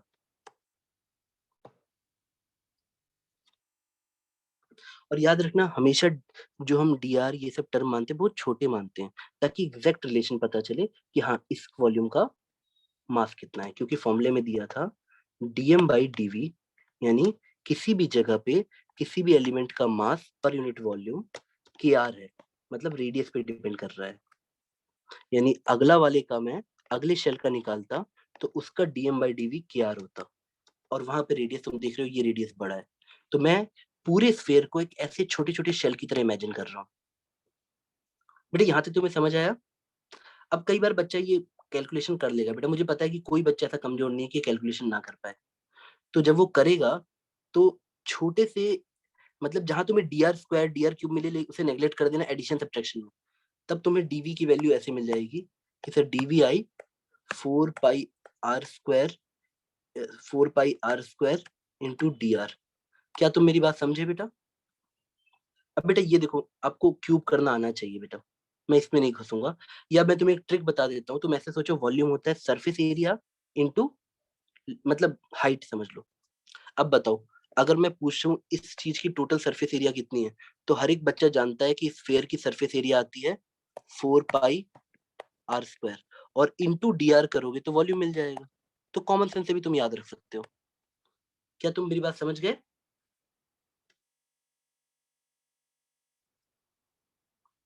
बेटा यहाँ तक तुम्हें समझ आ रहा है? मैंने सबसे पहले ये आइडेंटिफाई किया कि मेरा डिफरेंशियल एलिमेंट क्या है, तो मुझे समझ आया स्फीयर, जो स्फीयर के बारे में निकालना है, तो मेरे ये शेल जो छोटे छोटे बनेंगे ये मेरे डिफरेंशियल एलिमेंट होंगे। तो क्वेश्चन में दिया था कि हर डिफरेंशियल एलिमेंट के लिए dm/dv की वैल्यू दे रखी है kr, तो मुझे अगर इसका मास पता लग जाए तो मैं ऐसे ही सारे मास जोड़ दूंगा। मैंने यही तो किया बेटा कि मैंने बोला डीएम को इंटीग्रेट कर दो, आपका answer total mass of the sphere आ जाएगा। पर डीएम निकालने के लिए तुमको ये समझना पड़ेगा डीएम बाई डीवी के आर दिया है। तो नेक्स्ट तक बच्चे यहाँ तक पहुंच गए कि सर डीवी इंटू के आर लिख देते हैं, यानी के आर इंटू डीवी। बेटा यहाँ भी ठीक है, पर डीवी को तुमको लिखना पड़ेगा 4 पाई r² dr, यानी एक बच्चे को नेक्स्ट स्टेप में से लिखना पड़ता के आर 4 पाई r² dr। क्योंकि बेटा कभी भी तुम सही से इंटीग्रेशन कर रहे हो तो डिफरेंशियल एलिमेंट आएगा ही आएगा, ये वाला हमेशा। अब बेटा 4 पाई के बाहर चला गया। अब मुझे नहीं लगता किसी बच्चे को कोई दिक्कत आएगी। 4 पाई के एज ए कांस्टेंट बाहर चला गया और इंटीग्रेशन में अंदर बचा r³ dr। बेटा तुम इतने तो तेज हो ना कि ये इंटीग्रेशन कर लोगे।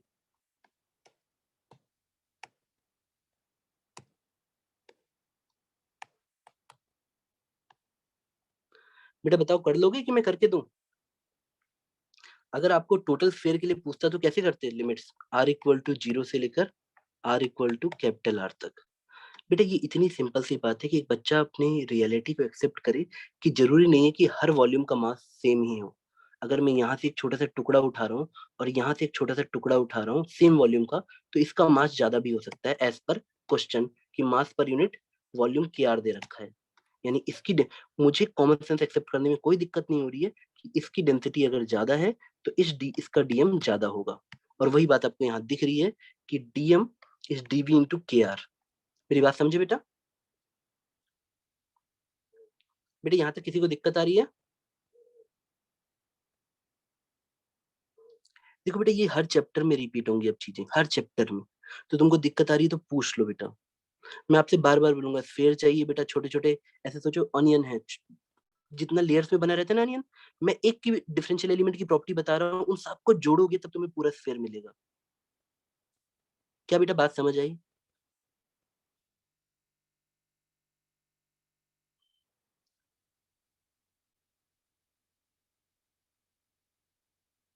Yes sir. बेटा क्या आपको ये समझ आया 4 पाई r² dr कैसे हुआ?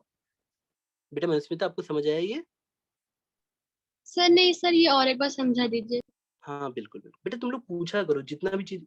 देखो बेटा मेरे को इतना समझो कि जब तुम लोग सामने रहते हो ना तुम्हारी आंखें तक बता सकती हैं। अभी मैं सबका वीडियो ऑन कराऊं फिर आंखों पे देखूं तो मैं पढ़ाऊंगा कैसे? तो समझो ना। लेकिन तुम अगर चैट बॉक्स पे हल्का सा लिख दोगे तो मैं 5 बार रिपीट कर सकता हूँ बेटा। चलो हम देखते हैं।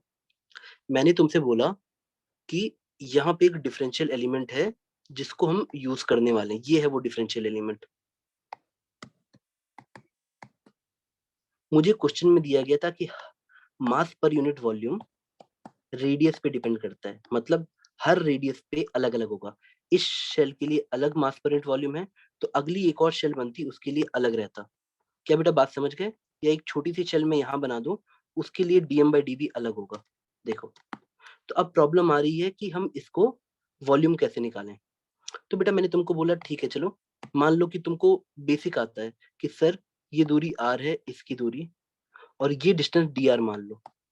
तो अगर मैं तुमसे इसका वॉल्यूम पूछ रहा हूँ तो technically outer sphere minus inner sphere, तुमको सिर्फ ये कर देना था 4/3 पाई r plus dr cube minus 4/3 पाई r क्यूब। क्या यहाँ तक तुम्हें समझ आया? Yes sir.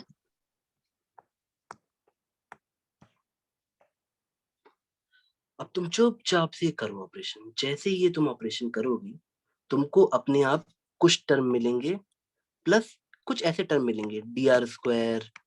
ठीक है। अब बेटा जो भी एक चीज याद रखना, 5 प्लस 0.00000001 को हम लोग 5 बोल सकते हैं, इसलिए मैं बाकी टर्म नेग्लेक्ट कर दूंगा। जो भी टर्म dr² या dr³ वाले होंगे मैं सिर्फ उन टर्म को रखूंगा जिसमें dr तक आएगा, तो वो मुझे मिलता है 4 पाई r² dr। अब करके देख लो बेटा। बेटा ये एक्सपेंड तो कर लोगे ना? Yes sir. सर पर उससे डिवाइडेड बाय 3 जो था सर वो कहाँ गया? बेटा जब 3r² आएगा ना उससे कट जाएगा। तुम इसको खोल के तो देखो, 4/3 पाई कॉमन ले लो। तुम जैसे ही इसको ओपन करोगे वहां पे अपने आप 3r² आएगा, वो 3 को काट देगा। ठीक है। इसीलिए तो मैंने तुम लोग को टेक्निक बताई कि बेटा हर बार ऐसे थोड़ी ना करोगे एग्जाम में। तुम ऐसे सोचो कि सर इसका सरफेस एरिया कितना है, इस शेल का सरफेस एरिया कितना है बेटा बताओ। बेटा किसी भी चीज का सरफेस एरिया कितना होता है? अगर स्फेयर है तो सरफेस एरिया निकालना आपको आता है ना? इसका सरफेस एरिया कितना होता है? 4 पाई r² इंटू डी आर करो, वॉल्यूम मिल गया, एरिया इंटू लेंथ वॉल्यूम। क्या आपको मेरी बात समझ आई? तो ये टेक्निक ज्यादा अच्छी है ऐसे याद रखने की, ठीक है? Yes, sir. तो बेटा आज के बाद कभी भी तुम लोग जब इंटीग्रेशन करो तो ये सोचना कि लिमिट्स की भी इंपॉर्टेंस है, ये सोचना कि डिफरेंशियल एलिमेंट भी पहचानना सीखना चाहिए। और बेटा it is as saying, easy as saying कि जब मैं तुमको ये ग्राफ देता हूँ वेलोसिटी वर्सेस टाइम का, तो मैं तुमसे बोलता हूँ कि बेटा ये जो चीज निकाल रहे हो ना, दिस इज कॉल्ड डिफरेंशियल। सबसे छोटा जो एरिया है ना, दिस इज डिफरेंशियल एलिमेंट। ये है डिफरेंशियल एलिमेंट। तुमको ये फीलिंग आनी चाहिए कि ये हमें डिस्प्लेसमेंट दे रहा है, तभी तो तुम देख पाओगे टोटल डिस्प्लेसमेंट कितना हुआ, सारी डिस्प्लेसमेंट को जोड़ दोगे। तो हर जगह जो चीज तुम्हें पूछी गई है उसका सबसे छोटा जो स्ट्रक्चर बनाने वाला पार्ट है वो समझो। जैसे मैं स्फेयर के लिए शेल को समझा और फिर सारी शेल्स की प्रॉपर्टी को ऐड कर दिया, इसको अगले वाले शेल को, फिर उसके अगले वाले शेल को, यूजिंग द लिमिट्स कॉन्सेप्ट, और मुझे पूरी बॉडी कवर हो गई। बेटा ये बात तुम्हें थोड़ी सी समझ आई? Yes sir. ठीक है बेटा, अब चलो मैं कोशिश करता हूँ कि तुमको वेक्टर की तरफ लेके जाने की, ठीक है? पर याद रखना डिफरेंशियल एलिमेंट के बिना कभी काम नहीं बनेगा। चलो वेक्टर की दुनिया में चलते हैं।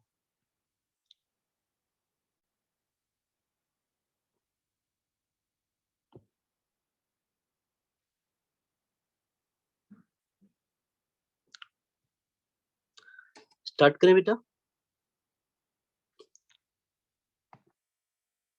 How to integrate vectors, how to integrate vectors. देखो बेटा इस तरह से आपको बुक्स में नहीं मिलेगा, क्योंकि वो लोग समझते हैं कि अगर उन्होंने एक लाइन लिख दी है कि integration is area under the graph, तो बच्चा हर चीज अपने आप पकड़ लेगा। नहीं बेटा ऐसा नहीं होता। मैं एक एग्जांपल से समझाता हूँ। हाउ टू इंटीग्रेट वेक्टर में दिक्कत कहाँ आती है? इंटीग्रेशन तुम्हें सिंपल एडिशन देता है। जैसे लाइक इस पॉइंट को समझना कि मैंने तुमसे बोला ये 5 है और ये 2 है, तो इंटीग्रेशन अगर इस ऑपरेशन पे हुआ है तो तुमको सिंपली 3 मिल जाएगा इस तरफ। क्या ये चीज क्लियर हुई? स्केलर में कोई लफड़ा नहीं होता। क्यों? या तो 5 और 2 ऐसे 3 दे रहे हैं, या तो 5 और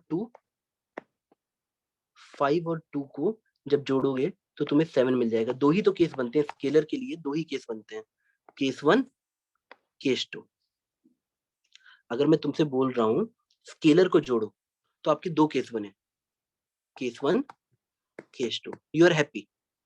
अब अगर मैं बोलता हूँ वेक्टर को जोड़ो, तो बेटा तुमको भी पता है, मुझको भी पता है कि सर ने सिखाया था कि अगर एक 2 रहता है और एक 5 रहता है तो रिजल्टेंट इतनी मासूमियत से नहीं आता कि वो 3 आ जाए या 7 आ जाए। आपको समझ आ रहा है ना बेटा रिजल्टेंट कितना होगा? आई होप बेटा तुम मेरा लॉजिक समझने की तरफ जा रहे हो। एडिशन तो करना है, पर वेक्टर का एडिशन हम कैसे कर सकते हैं बेटा? हमको तो कुछ ना कुछ ऐसी टेक्निक लगानी पड़ेगी ना, a² + b² + 2ab cos theta. क्या तुम मेरी बात थोड़ी सी समझ पाए? अगर हम किसी स्केलर चीज को, बेटा मास को, मोमेंट ऑफ इनर्शिया को, पोटेंशियल डिफरेंस को, किसी भी चीज को जोड़ रहे हैं, तो आपको लिमिट्स में सिर्फ एल्जेब्रिक घाटा हो सकता है, मतलब प्लस माइनस जोड़ने का। आप हो सकता है कैलकुलेशन एरर कर दो और 2 और 5 को जोड़ के फिर से यहाँ 7 लिख दो, जबकि आंसर 5 और -2 को जोड़ने पे 3 आना चाहिए, 5 + 5 और +2 को जोड़ने पे 7 आना चाहिए। लेकिन वेक्टर में हमको कभी भी इंटीग्रेशन कैसे करनी होती है? हमको बोलना होता है अच्छा ठीक है हम करेंगे इंटीग्रेशन, हम करेंगे, हमको निकालना है, हम करेंगे। बेटा देखें, बेटा तो मेरी बात तो समझे ना कि यहाँ पे एंगल इन्वॉल्व होता है। वेक्टर का रिजल्टेंट ऐसे नहीं आता कि 5 और -2 जोड़ने पे 3 आएगा, 5 और 2 जोड़ने पे 7 आएगा। Angle does matter. क्या तुम्हें मेरी बात समझ आई? अगर हमें रिजल्टेंट निकालना है तो एंगल मैटर करता है। तो बच्चा वेक्टर का इंटीग्रेशन थोड़ा सा अलग कॉन्सेप्ट में जाएगा। मैं एक एग्जांपल लेके समझाता हूँ आपको, जहां पे वर्ड अटके मुझे प्लीज बताना बेटा। ठीक है स्टार्ट करें। मैं 9th क्लास का एक फॉर्मूला लेके समझाऊंगा ग्रेविटेशनल फोर्स का। स्टार्ट करते हैं बेटा। ग्रेविटेशनल फोर्स का फॉर्मूला याद है बेटा? Gm1m2/r²। हम उसी को अप्लाई करेंगे।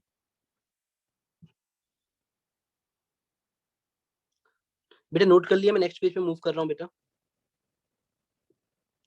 सपोज मैंने आपसे बोला कि बेटा देखो यहाँ पे एक रॉड रखी है, प्लीज बेटा ध्यान से सुनना। एक रॉड रखी है, ये क्वेश्चन टफ भी लग सकता है, इजी भी लग सकता है, डिपेंडिंग कि आप कितने कॉन्फिडेंस में इस समय। मैंने बोला इस रॉड से एच हाइट पे, बेटा टफ क्वेश्चन है, एच हाइट पे मुझे ग्रेविटेशनल फोर्स निकाल के दो एक छोटे से मास स्मॉल एम के लिए, अगर रॉड का मास कैपिटल एम है और लेंथ एल है। बेटा मुझे ये कैलकुलेशन कराने का बिल्कुल मन नहीं है, मैं बस आपको ये समझाना चाहता हूँ कि एक बच्चा इस लेवल पे सोचे कि सर जो फोर्स का फॉर्मूला होता है हमें दो मासेस के लिए सिखाया जाता है। टेक्निकली ऐसा फॉर्मूला होता है m1 m2, और फोर्स का फॉर्मूला होता है जी m1 m2 by r square. बेटा क्या आपको ये फॉर्मूला याद आया? Gravitational force between two point masses, और ये फोर्स इस लाइन के अलोंग होता है। तो बस मैं ये चाहता हूँ कि हर बच्चा ऐसे महसूस करे कि सर आप यही तो बोलना चाहते हैं कि रॉड से इस पॉइंट मास को खींचने का फॉर्मूला हमें नहीं पता। हमको सिखाया है न्यूटन अंकल ने कि एक छोटा सा पॉइंट मास दूसरे पॉइंट मास को कैसे अट्रैक्ट करता है। क्या तुमको ये बात समझ आई? हर डिफरेंशियल एलिमेंट के लिए ये फोर्स का फॉर्मूला अलग अलग होगा, और वो किस बात पे डिपेंड करेगा? इस डिस्टेंस पे और इसके मास पे। अगर मैं इस रॉड के छोटे से पोर्शन का मास डीएम ले लूं, तो मुझे इस स्मॉल एम पे जो फोर्स लगेगा वो ऐसा लगेगा इस लाइन के लॉन्ग, और इस डीएम से जो फोर्स लगेगा वो इस लाइन के लॉन्ग है। ऐसे ही हर एक सेक्शंस का अलग अलग फोर्स होगा। क्या तुम ये बात समझ पाए? क्वेश्चन क्या है? Calculate force on small m due to fixed rod.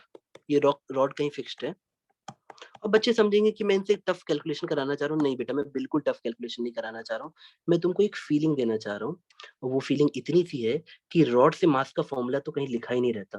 आपको जब पढ़ाया जाता है हमेशा पॉइंट टू पॉइंट का फॉर्मूला दिया जाता है।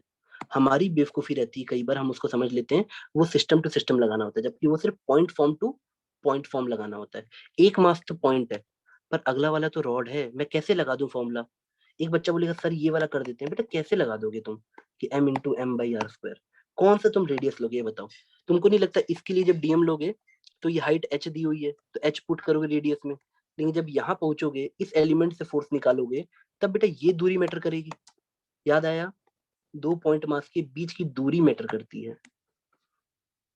तो अगर एक बच्चा सोचता कि sir G m m by r square की जगह मैं एच स्क्वायर पुट करूंगा, गलत हो जाता है बेटा, ये गलत हो जाएगा। क्या तुम्हें थोड़ा सा कॉन्सेप्ट समझ आया बेटा कि हम लोग कहाँ जाना चाहते हैं? मुझे इस पे नेट फोर्स चाहिए, नेट फोर्स। प्रॉब्लम क्या है? मुझे फॉर्मूला तो पता है ग्रेविटेशनल फोर्स का, बट वो वेक्टर फॉर्म में आएगा, यानी एक फोर्स इधर आई, अगली फोर्स इधर आई, अगली फोर्स इधर आई, तो कैसे बिगिन करेंगे? बेटा क्या यहाँ तक तुम्हें क्वेश्चन समझ आ रहा है?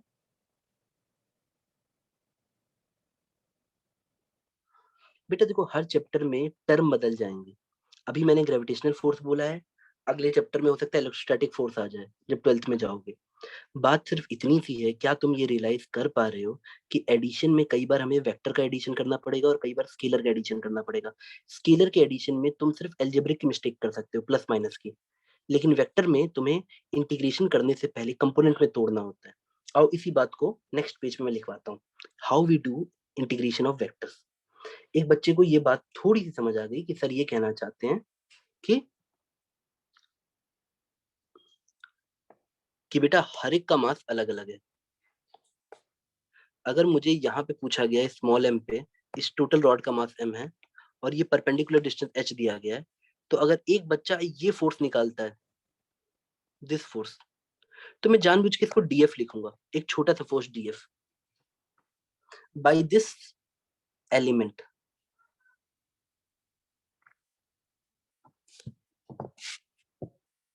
बेटा मैं जानबूझ के यहाँ आता हूँ x इक्वल टू 0 लिखता हूँ और यहाँ पे x लेता हूँ ये दूरी, और ये डिस्टेंस में dx लेता हूँ। मैं बस बच्चे को इतना पूछना चाह रहा हूँ, क्या उसको ये बात समझ आई कि df हर एलिमेंट की वजह से अलग अलग लगेगा? बेटा क्या आपको ये लाइन समझ आई? तुमको नहीं लगता अगर ये डिफरेंशियल एलिमेंट बगल में हो तो इससे जो फोर्स लगेगा दूरी बढ़ने की वजह से अलग हो जाएगा? क्या ये बात समझ आई बेटा?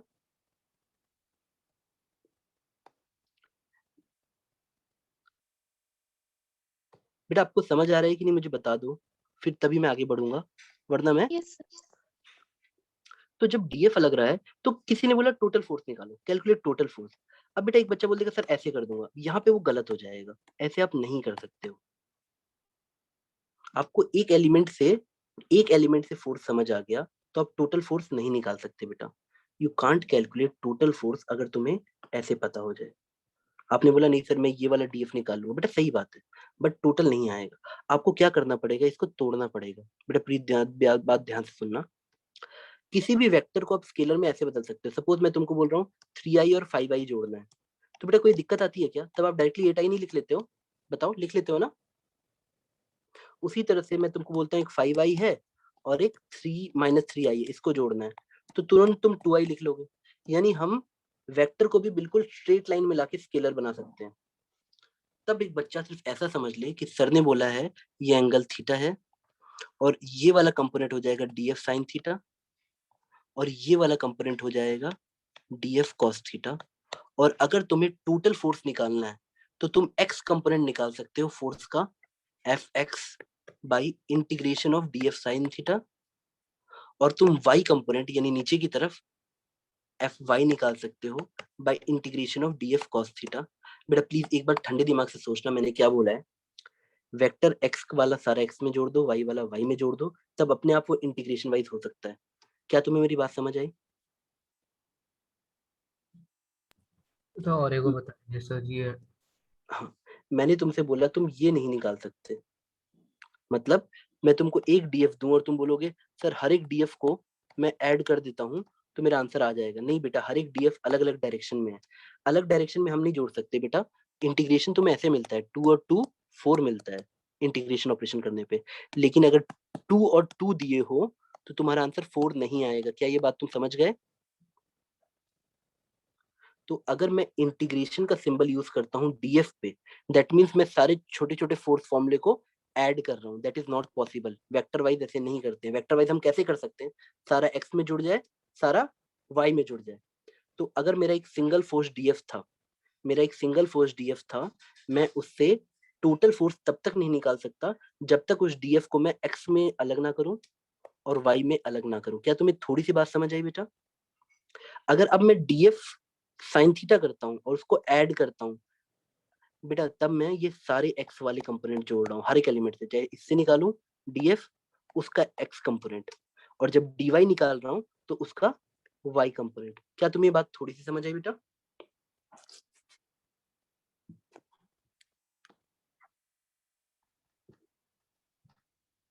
बेटा क्या आपको समझ आ रहा है?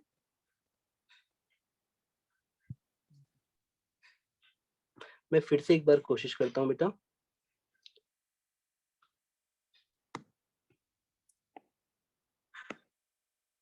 आपसे पूछा ये गया है कि इस टीएम की वजह से फोर्स निकालो, और तुम बखूबी ये बात जानते हो कि सर ये डीएफ और अगला वाला जो डीएफ आएगा उनके बीच में एंगल होगा, तो मैं उन दोनों df1 और df2 को ऐसे नहीं जोड़ सकता इंटीग्रेशन से। क्या तुम्हें ये बेसिक फॉर्म समझ आ रहा है? ये गलत हो जाएगा क्योंकि उन दोनों के बीच में एंगल है। जब तुमको इंटीग्रेशन समझ आएगी तो स्केलर एडिशन समझ आएगी। मतलब इंटीग्रेशन इज ऑलवेज लाइक 2 + 2 = 4 या 2 - 1 = 1। मेरी बात समझे बेटा? तो अब मुझे टोटल फोर्स तो चाहिए ही चाहिए। I need total force. मैं करूं क्या? मैं किसी एक एलिमेंट से निकालता हूँ, डिफरेंशियल एलिमेंट से, और उसको बोलता हूँ दोस्त तुम मुझे मदद करो। वो बोलता है कुछ मत करो, परेशान मत हो, इस एंगल को थीटा मान ले और अपने डीएफ वन को दो कंपोनेंट्स में तोड़ ले। डीएफ1 साइन थीटा, अब देखो ये एक्स के अलोंग हो गया, और ये सोचो वाई नीचे ही मान लो, तो डीएफ कॉस थीटा नीचे हो गया। अब बताओ, हर एक एलिमेंट का डीएफ कॉस थीटा निकालोगे तो वो नीचे ही होगा, और हर एक एलिमेंट का जब तुम डीएफ साइन थीटा निकालोगे तो ऐसे ही होगा। क्या तुम्हें ये बात समझ आई? We can add all df sin theta, we can add all df cos theta। हम डायरेक्टली फोर्स को इंटीग्रेट नहीं कर सकते हैं डीएफ को, क्योंकि सबके डायरेक्शन अलग अलग हैं। लेकिन अगर मैं उसको कंपोनेंट में तोड़ दूं एक्स के अलोंग और वाई के अलोंग, तब हम उनको इंटीग्रेट कर सकते हैं। अच्छा बेटा, तुमको लग रहा है कि ये कॉन्सेप्ट तुमको टफ लग रहा है, तो बेटा मैं तुमको एक गारंटी देता हूँ, जिस दिन तुम लोग ना फीलिंग लेके अच्छे वाले किसी भी बच्चे को जिसको तुम जानते हो कि हाँ ये बच्चा पढ़ने में तेज है, उससे भी पूछोगे कि भैया क्या आप वेक्टर का इंटीग्रेशन समझ पाते हो, तो वो कई केसेस में सिर्फ याद कर रहा होता है। तो जितना टफ तुमको लग रहा है उनको भी लगता है। उसमें से कुछ बच्चे जिनको हायर रैंक्स लेनी है वो ये समझ जाते हैं कि सर ये scalar integration is just scalar addition, मैं जोड़ ही नहीं सकता इन दो को, मुझे हर बार अलग अलग एंगल मिलेगा हर एक एलिमेंट के लिए। इससे अच्छा क्यों ना करूं मैं एक एलिमेंट से फोर्स लूं और उसको एक्स के अलॉन्ग ले लूं, उसको वाई के अलॉन्ग ले लूं, और अब मैं जब डीएफ साइन थीटा को इंटीग्रेट करूंगा तो मुझे टोटल फोर्स का, अगर टोटल फोर्स एक्स है और टोटल फोर्स वाई है, तो मुझे अगर मैं डीएफ साइन थीटा जोड़ता हूं तो मुझे एफ एक्स मिल जाएगा, और अगर मैं एफ वाई चाहता हूं तो मैं डीएफ कॉस थीटा जोड़ दूंगा, सब एलिमेंट के, सारे एलिमेंट के, इस पूरी रॉड के एलिमेंट। क्या तुमको मेरी बात थोड़ी सी समझ आई बेटा?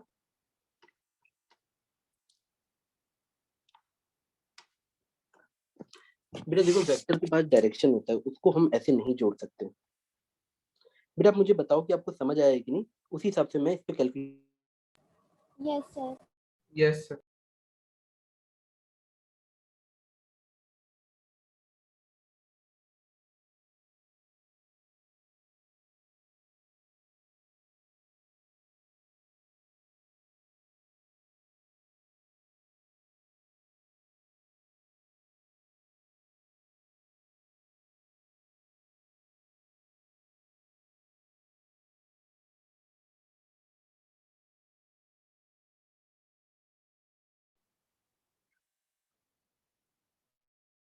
कि वेक्टर को आइडिया समझ लो बेटा, अगर तुमको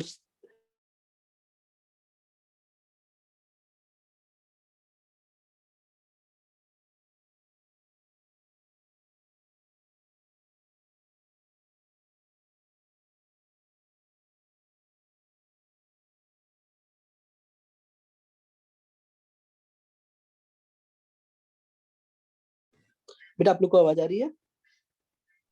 यस सर। बेटा सॉरी, वो अचानक से पता नहीं फोन डिस्कनेक्ट हो गया था, तो उससे आईपैड कनेक्टेड था तो वो भी डिस्कनेक्ट हो गया। मैंने आपको एक सिंपल सी बात बताई, आज के बाद अगर तुम कभी भी वेक्टर को इंटीग्रेट करना चाहोगे, how to add vectors using integration. मान लो ये पॉइंट डीएम है और ये पार्ट,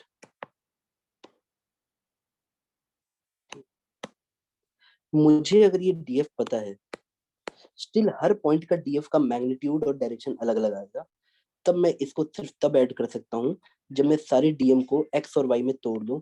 यानी डीएफ, अगर ये थीटा माना है मैंने, तो डीएफ कॉस थीटा और ये डीएफ साइन थीटा। बेटा एक बात भली भांति समझना कि सर ने सिखाया है किसी भी वेक्टर का इंटीग्रेशन ऐसे करोगे तो एफ नहीं मिलेगा, ये नहीं होगा। लेकिन अगर तुमने उस अपने वेक्टर को तोड़ लिया एक्स वाई जेड के अलोंग, तब तुम ऐसे ऐसे कर सकते हो कि सर ये बोल रहे हैं कि डी एफ एक्स को इंटीग्रेट करोगे तो एफ एक्स मिलेगा, डी एफ वाई को इंटीग्रेट करोगे एफ वाई मिल जाएगा, और अगर जेड तक जाओगे तो डी एफ जेड को इंटीग्रेट करोगे तो एफ जेड मिलेगा। जैसे कि यहाँ पे मैं देख पाया, मैंने डी एफ को तोड़ दिया दो पार्ट में, ये बना मेरा डी एफ एक्स डायरेक्शन का, और ये बना मेरा d y d F y direction का। और मैंने तुमसे बोला टोटल फोर्स इन एक्स चाहिए होता तो तुम इसको इंटीग्रेट करते डी एफ एक्स को, तब मुझे फाइनल आंसर का ऐसे मिलता कि भैया ये रॉड थी और ये छोटा सा मास था, तो एफ एक्स इधर आया टोटल और एफ वाई इधर आया। बट वो तभी मिलेगा जब मैं डी एफ एक्स को इंटीग्रेट करूं ऐसे और डी एफ वाई को इंटीग्रेट करूं ऐसे। क्या तुम्हें थोड़ी सी बात समझ आई बेटा? नॉट एग्जैक्ट बट थोड़ा थोड़ा, कि vector can't be added in very similar fashion as scalars. First we have to make them like a scalar, यानी पहले मैं x वाले सबको ले लेता हूँ, किसी भी एलिमेंट का x बेटा यहीं आएगा, अगर ये भी df होता तो उसका भी df जो भी उसके लिए एंगल होता उसका df sin थीटा इसी डायरेक्शन में होता। तो yes I can add all this vectors which are in same direction, इस पे इंटीग्रेशन लग जाएगा, लेकिन डीएफ पे एलोन इंटीग्रेशन नहीं लगेगा। और यही मिस्टेक बच्चे समझ नहीं पाते, वो हर बार स्केलर टाइप का करते रहते हैं, उनको कंपोनेंट में लेने में मजा ही नहीं आ रहा है। वो हर बार उसी तरीके से करेंगे कि सर आप मुझे बताओ क्या करना है। तो वो बच्चे डीएफ निकालेंगे, सर इससे निकाल लिया मैंने और अब मैं उसको इंटीग्रेट करता हूँ, लिमिट्स यहाँ से यहाँ तक रॉड पूरी कवर हो जाएगी, आंसर आ जाएगा। बेटा उनका आंसर पूरा गलत आ जाता है। बेटा क्या तुम ऐसा क्वेश्चन करना चाहते हो पूरा? बताओ, पेशेंस रख लोगे तो मैं करा दूंगा, या बोलो तो उसका इजी वर्जन भी करा सकते हैं बेटा। अच्छा ठीक है, वेरी गुड बेटा। अब इसी क्वेश्चन में ना थोड़ा सा पेशेंस रख के जल्दी जल्दी एलिमेंट्स लिखते जाना। टफ केस है, सो थोड़ा सा डरना नहीं।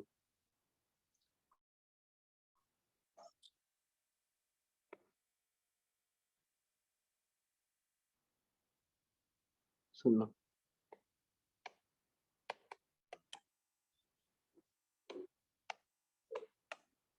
इस ट्रायंगल एबीसी को देखना, ABC, this triangle is very important. Rod का मास m दे रखा है और लेंथ l दे रखी है, और मुझसे पूछा है अगर रॉड फिक्स्ड है, वही क्वेश्चन है बेटा, इफ रॉड इज फिक्स्ड, जहां पे ना है मुझे रोक देना। If rod is fixed, calculate, point A पे छोटा सा मास स्मॉल m रख दिया है, calculate force on small m। कुछ मत करो बेटा, अपनी रॉड को छोटे छोटे डिफरेंशियल एलिमेंट में देखो, ये वाली डिफरेंशियल एलिमेंट है। तुम सोचो इसका मास अगर तुम्हें पता होता, बेटा याद रखना ये इतना छोटा होता है ना कि ये बनेगा ही नहीं, बिल्कुल नेग्लिजिबल एंगल रहेगा ये, यानी इसी लाइन के लॉन्ग होगा, इस लाइन के लॉन्ग अगर फोर्स लगेगा तो इस लाइन के लॉन्ग,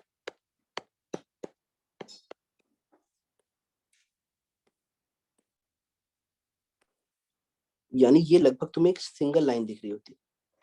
हम ये फोर्स निकालेंगे सबसे पहले, ये फोर्स आ जाता है तुम्हारा d f equal to G m into d m by r square, और आर में हम ये डिस्टेंस लेते हैं, ये वाला ब्लू लाइन हमारा डिस्टेंस होता, और ये होता फोर्स का डायरेक्शन, दो पॉइंट मासेस के बीच में फोर्स का डायरेक्शन।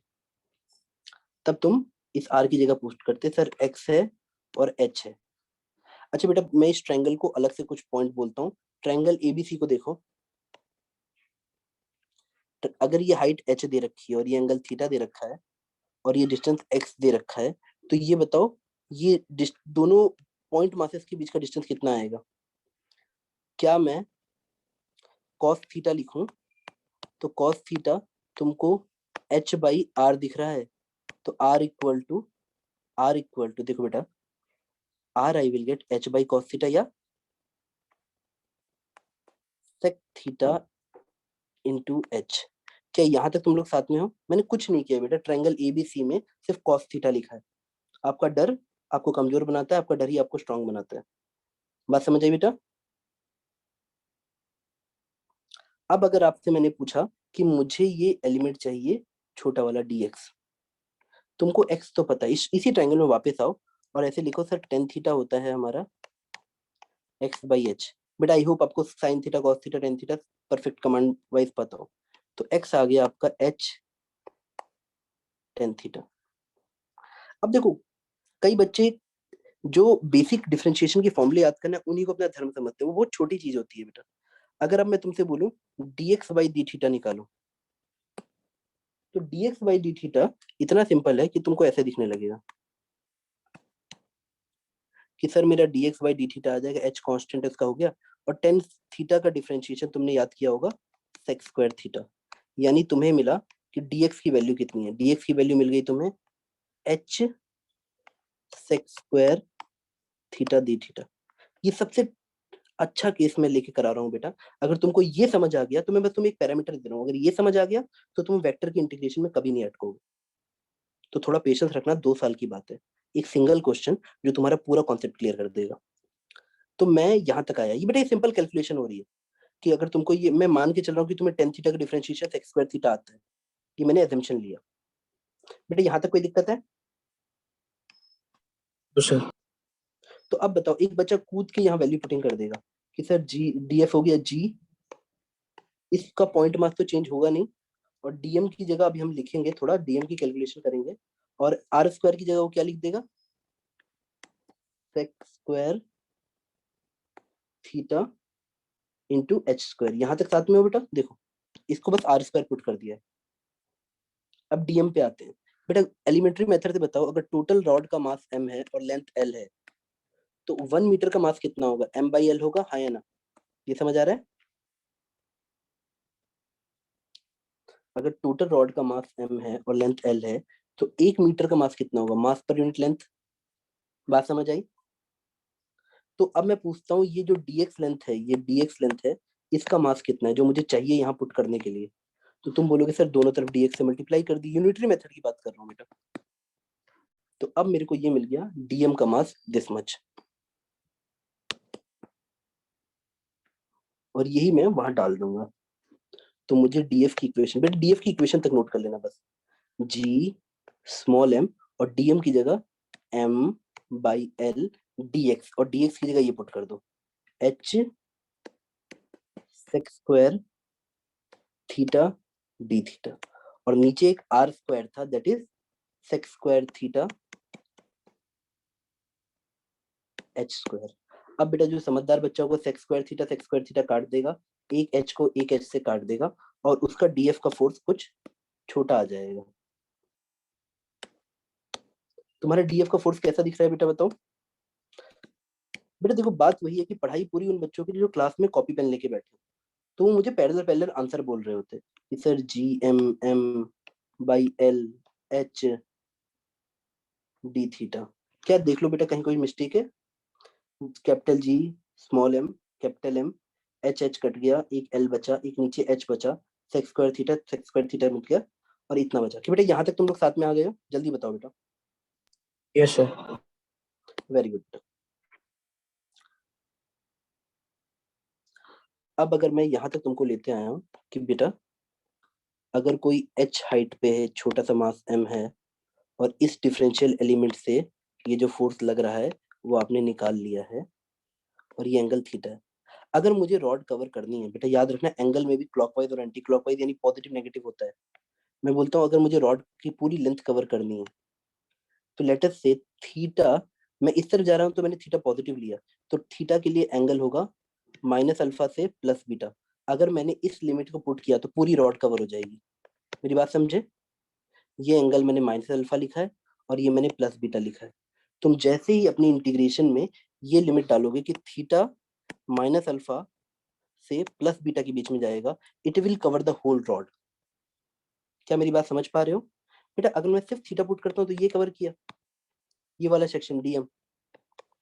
लेकिन अगर मैं थीटा को वेरी कराऊंगा माइनस अल्फा से यानी पीछे गया, और प्लस बीटा तक यानी पूरा कवर किया, और ये मेरी एंगल नापने वाली लाइन स्टार्ट हो रही है यहाँ से। थीटा आगे बढ़ेगा, बीटा की तरफ पॉजिटिव है, अल्फा की तरफ नेगेटिव है। तो अब मैं डीएफ को जब देख पा रहा हूँ तो मुझे कुछ डीएफ ऐसे मिला, और उसका मैग्नीट्यूड बेटा तुम लोगों ने देखा था G small m capital M L H d थीटा। ठीक है, अब तुम मुझसे बताओ इस डीएफ का एक्स कंपोनेंट कितना आएगा अगर ये एंगल थीटा दिया हुआ है तो? सोच के बताओ बेटा एक्स कंपोनेंट कितना आएगा, डी एफ एक्स कितना आएगा? डी एफ साइन थीटा आएगा। बेटा ये तो याद है ना, दूर वाला साइन थीटा, पास वाला कॉस थीटा।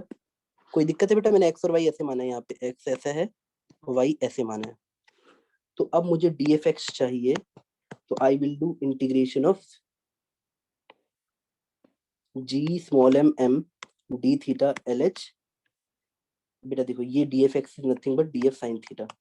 डी एफ तुम्हें पता है कितना है, साइन थीटा यहाँ और मल्टीप्लाई कर दो, और बस लिमिट्स याद रखना माइनस अल्फा से प्लस बीटा, पूरा रॉड कवर हो गया। क्या तुम्हें लाइन थोड़ी भी क्लिक की बेटा? उसी तरह से मैं अगर तुमको डी एफ वाई बोलता तो डी एफ वाई निकालने के लिए तुम, और याद रखना डी एफ एक्स का इंटीग्रेशन करने के बाद ये टोटल एफ एक्स हो जाएगा। बात समझे? D F x is D F sine theta. उसी तरह से डी एफ वाई का इंटीग्रेशन करने पे मुझे total force in Y direction मिल जाएगा ऑन दिस स्मॉल m, और वो मिलेगा मुझे ये वाला डी एफ कॉस थीटा, यानी integration of D F cos theta, d F cos theta. यानी फिर से मैं पुट कर दूं, बेटा डरे बिना करो, डरे बिना करो। मैं देखो वैल्यू पुटिंग कोई बड़ी बात नहीं, सब कांस्टेंट बाहर कर दो। क्या तुम लोग को साइन थीटा का इंटीग्रेशन नहीं आता है? हो सकता है तुम लोग को अभी ये भारी लग रहा हो, कि सर ये मेन चीज है, और बाद में समझ आएगा सर ये तो एक याद करने वाला फैक्टर था मात्र, L/H। बेटा साइन का इंटीग्रेशन कैसे आएगा बताओ? मैं तुम्हें एक ट्रिक देता हूँ, अगर तुम ऑपरेशन वाइज समझोगे, डिफरेंशिएशन और इंटीग्रेशन एक दूसरे का उल्टा होता है, तो तुम पहले डिफरेंशिएशन याद कर लो सारे, कि सर हमने पढ़ा था कि कॉस थीटा को डिफरेंशिएट करते हैं तो माइनस साइन थीटा मिलता है। तो तुम ऐसे समझना कि साइन थीटा को इंटीग्रेट करोगे तो कॉस थीटा मिलेगा माइनस साइन के साथ, यानी माइनस साइन थीटा का इंटीग्रेशन कॉस थीटा है, यानी साइन थीटा का इंटीग्रेशन कितना आएगा? Minus cos theta. क्या ये बात समझ आई? तुम कोई एक याद करो, डिफरेंशिएशन या इंटीग्रेशन। मान लो तुमने डिफरेंशिएशन याद कर लिया, एग्जांपल के लिए बता रहा हूँ कि सर अगर हम साइन थीटा को डिफरेंशिएट करते हैं तो कॉस थीटा मिलता है, तो then when you will integrate cos theta you will get sine theta. क्या लाइन याद हुई बेटा? बेटा कोई दिक्कत?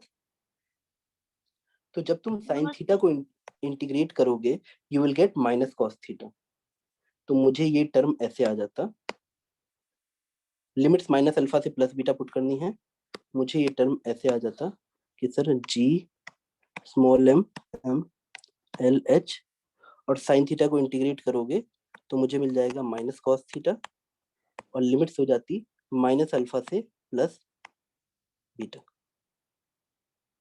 बेटा कभी भी माइनस साइन दिखे तो तुम लिमिट्स को इंटरचेंज कर सकते हो, डोंट वरी। क्या तुम वैल्यू पुटिंग कर लोगे? G m m by l H, और ये हमें मिल जाएगा, देखो बेटा जब यहाँ नेगेटिव साइन हो तो लिमिट्स इंटरचेंज करने, मतलब अल्फा ऊपर भेज देना, मतलब माइनस अल्फा ऊपर भेज देना, प्लस बीटा नीचे लेते आना, तो तुम पुट करते cos minus alpha minus cos beta. क्या ये बात समझ आ गई बेटा? और बेटा पता है धीरे धीरे सही, जल्दी नहीं कि पहले दिन में, लेकिन तुमको ये बात समझ आने लगती है कि जो कॉस का ग्राफ है उसमें अगर तुम कॉस माइनस थीटा जाओ चाहे प्लस थीटा जाओ, वैल्यू पॉजिटिव सेम ही रहती है, तो तुम कॉस माइनस अल्फा को कॉस अल्फा ही लिख देती, और हमारा आंसर आ जाता कि सर हमारा जो एफ एक्स आएगा वो आ जाएगा cos alpha minus cos beta. क्या तुम बात समझ पाए? हमारे फोर्स का फॉर्मूला आ जाता है, ये टर्म एफ एक्स की बात कर रहा हूँ बेटा, simply cos alpha minus cos beta, क्योंकि cos minus theta same as cos theta, और सेम वैल्यू में तुम एफ वाई निकाल लेते, सब कुछ सेम रहता, अंदर तुम्हारा बचता, देखो सब कॉन्स्टेंट है वो बाहर चला गया, अंदर सिर्फ साइन थीटा सॉरी वाई के लिए कॉस थीटा को हमें इंटीग्रेट करना था, बाकी सब हमारा कांस्टेंट था G m m by l H, और जब कॉस थीटा को इंटीग्रेट करते बेटा तो हमको मिल जाता साइन थीटा, और लिमिट्स डाल देते माइनस अल्फा से प्लस बीटा, तो अपने आप तुम्हें एफ वाई कंपोनेंट मिल जाता। देखो सब कुछ सेम है, बस ये सोचो कि अंदर वाला ये चेंज होगा, जब तुम अंदर वाले को चेंज कर रहे हो कॉस थीटा की जगह कॉस का इंटीग्रेशन आएगा साइन थीटा, तब तुमको सिर्फ मिल जाता कि साइन में अब लिमिट्स पुट करनी है, यानी G m m by l H, और अंदर आ जाता sine beta minus sine minus alpha. अब सिंस हम जानते हैं कि sine minus theta equal to minus sine theta होता है, दैट मीन्स अगर मैं साइन माइनस अल्फा को बाहर निकालता तो मुझे sine beta plus sine alpha मिल जाता। अब बेटा देखो एक बच्चे के लिए ये बात ऐसे आ गई कि सर आपने स्मॉल एम पे फोर्स निकाल दिया एफ एक्स और एफ वाई, हाँ बेटा ये आ गया। अब मुझसे कोई टोटल फोर्स पूछेगा तो सिंस ये दोनों परपेंडिकुलर हैं तो टोटल फोर्स का आंसर आ जाता f x square plus f y square. This is most challenging case, अगर कोई बच्चा ये केस कर लेता है तो उसका वेक्टर का इंटीग्रेशन कभी नहीं अटकेगा। एक ही लाइन है वेक्टर के इंटीग्रेशन में, make it scalar by adding x वाले कंपोनेंट साथ में, बाय एडिंग वाई वाले कंपोनेंट साथ में, और जब वो आ जाए तो बेटा you know if you know f x and if you know f y, तो टोटल फोर्स दो वेक्टर अगर 90 डिग्री के एंगल पे हैं तो उनका रिजल्टेंट हम वैसे निकालते हैं, A square plus B square, 2ab cos 90 will become 0, तो only a square plus b square फिर रूट ओवर। बेटा क्या ये तुम्हें थोड़ी सी बात समझ आई? बेटा ये चीज क्लियर हुई? Yes, sir. बेटा आई होप तुम लोग इस वीडियो को 5-6 बार देखोगे और फिर तुम कुछ पॉइंट्स अपने आप से दोहराओगे कि डिफरेंशियल एलिमेंट पहचानना बहुत जरूरी है, integration is nothing but addition scalar wise, और ये सब बातें तुम्हें ना फिजिक्स वाइज हेल्प करेंगी। मैथ्स तो बेटा सबको आ जाती है, देर सवेर उनको सबको रटा जाएगा कि भाई हाँ डिफरेंशिएशन इंटीग्रेशन एक दूसरे का उल्टा होता है, तो साइन का मैंने याद किया था कि साइन का डिफरेंशिएशन कॉस होता है, तो कॉस का इंटीग्रेशन साइन होगा। ठीक है बेटा, मैं लेक्चर क्लोज करूं? मैं आप लोगों के साथ रिकॉर्डिंग शेयर कर दूंगा बेटा। ठीक है, बंद करूं बेटा? Yes, sir. ओके, बाय बेटा, बाय बेटा, Thank you, sir. Welcome Yes, बेटा। sir. हाँ वेलकम बेटा।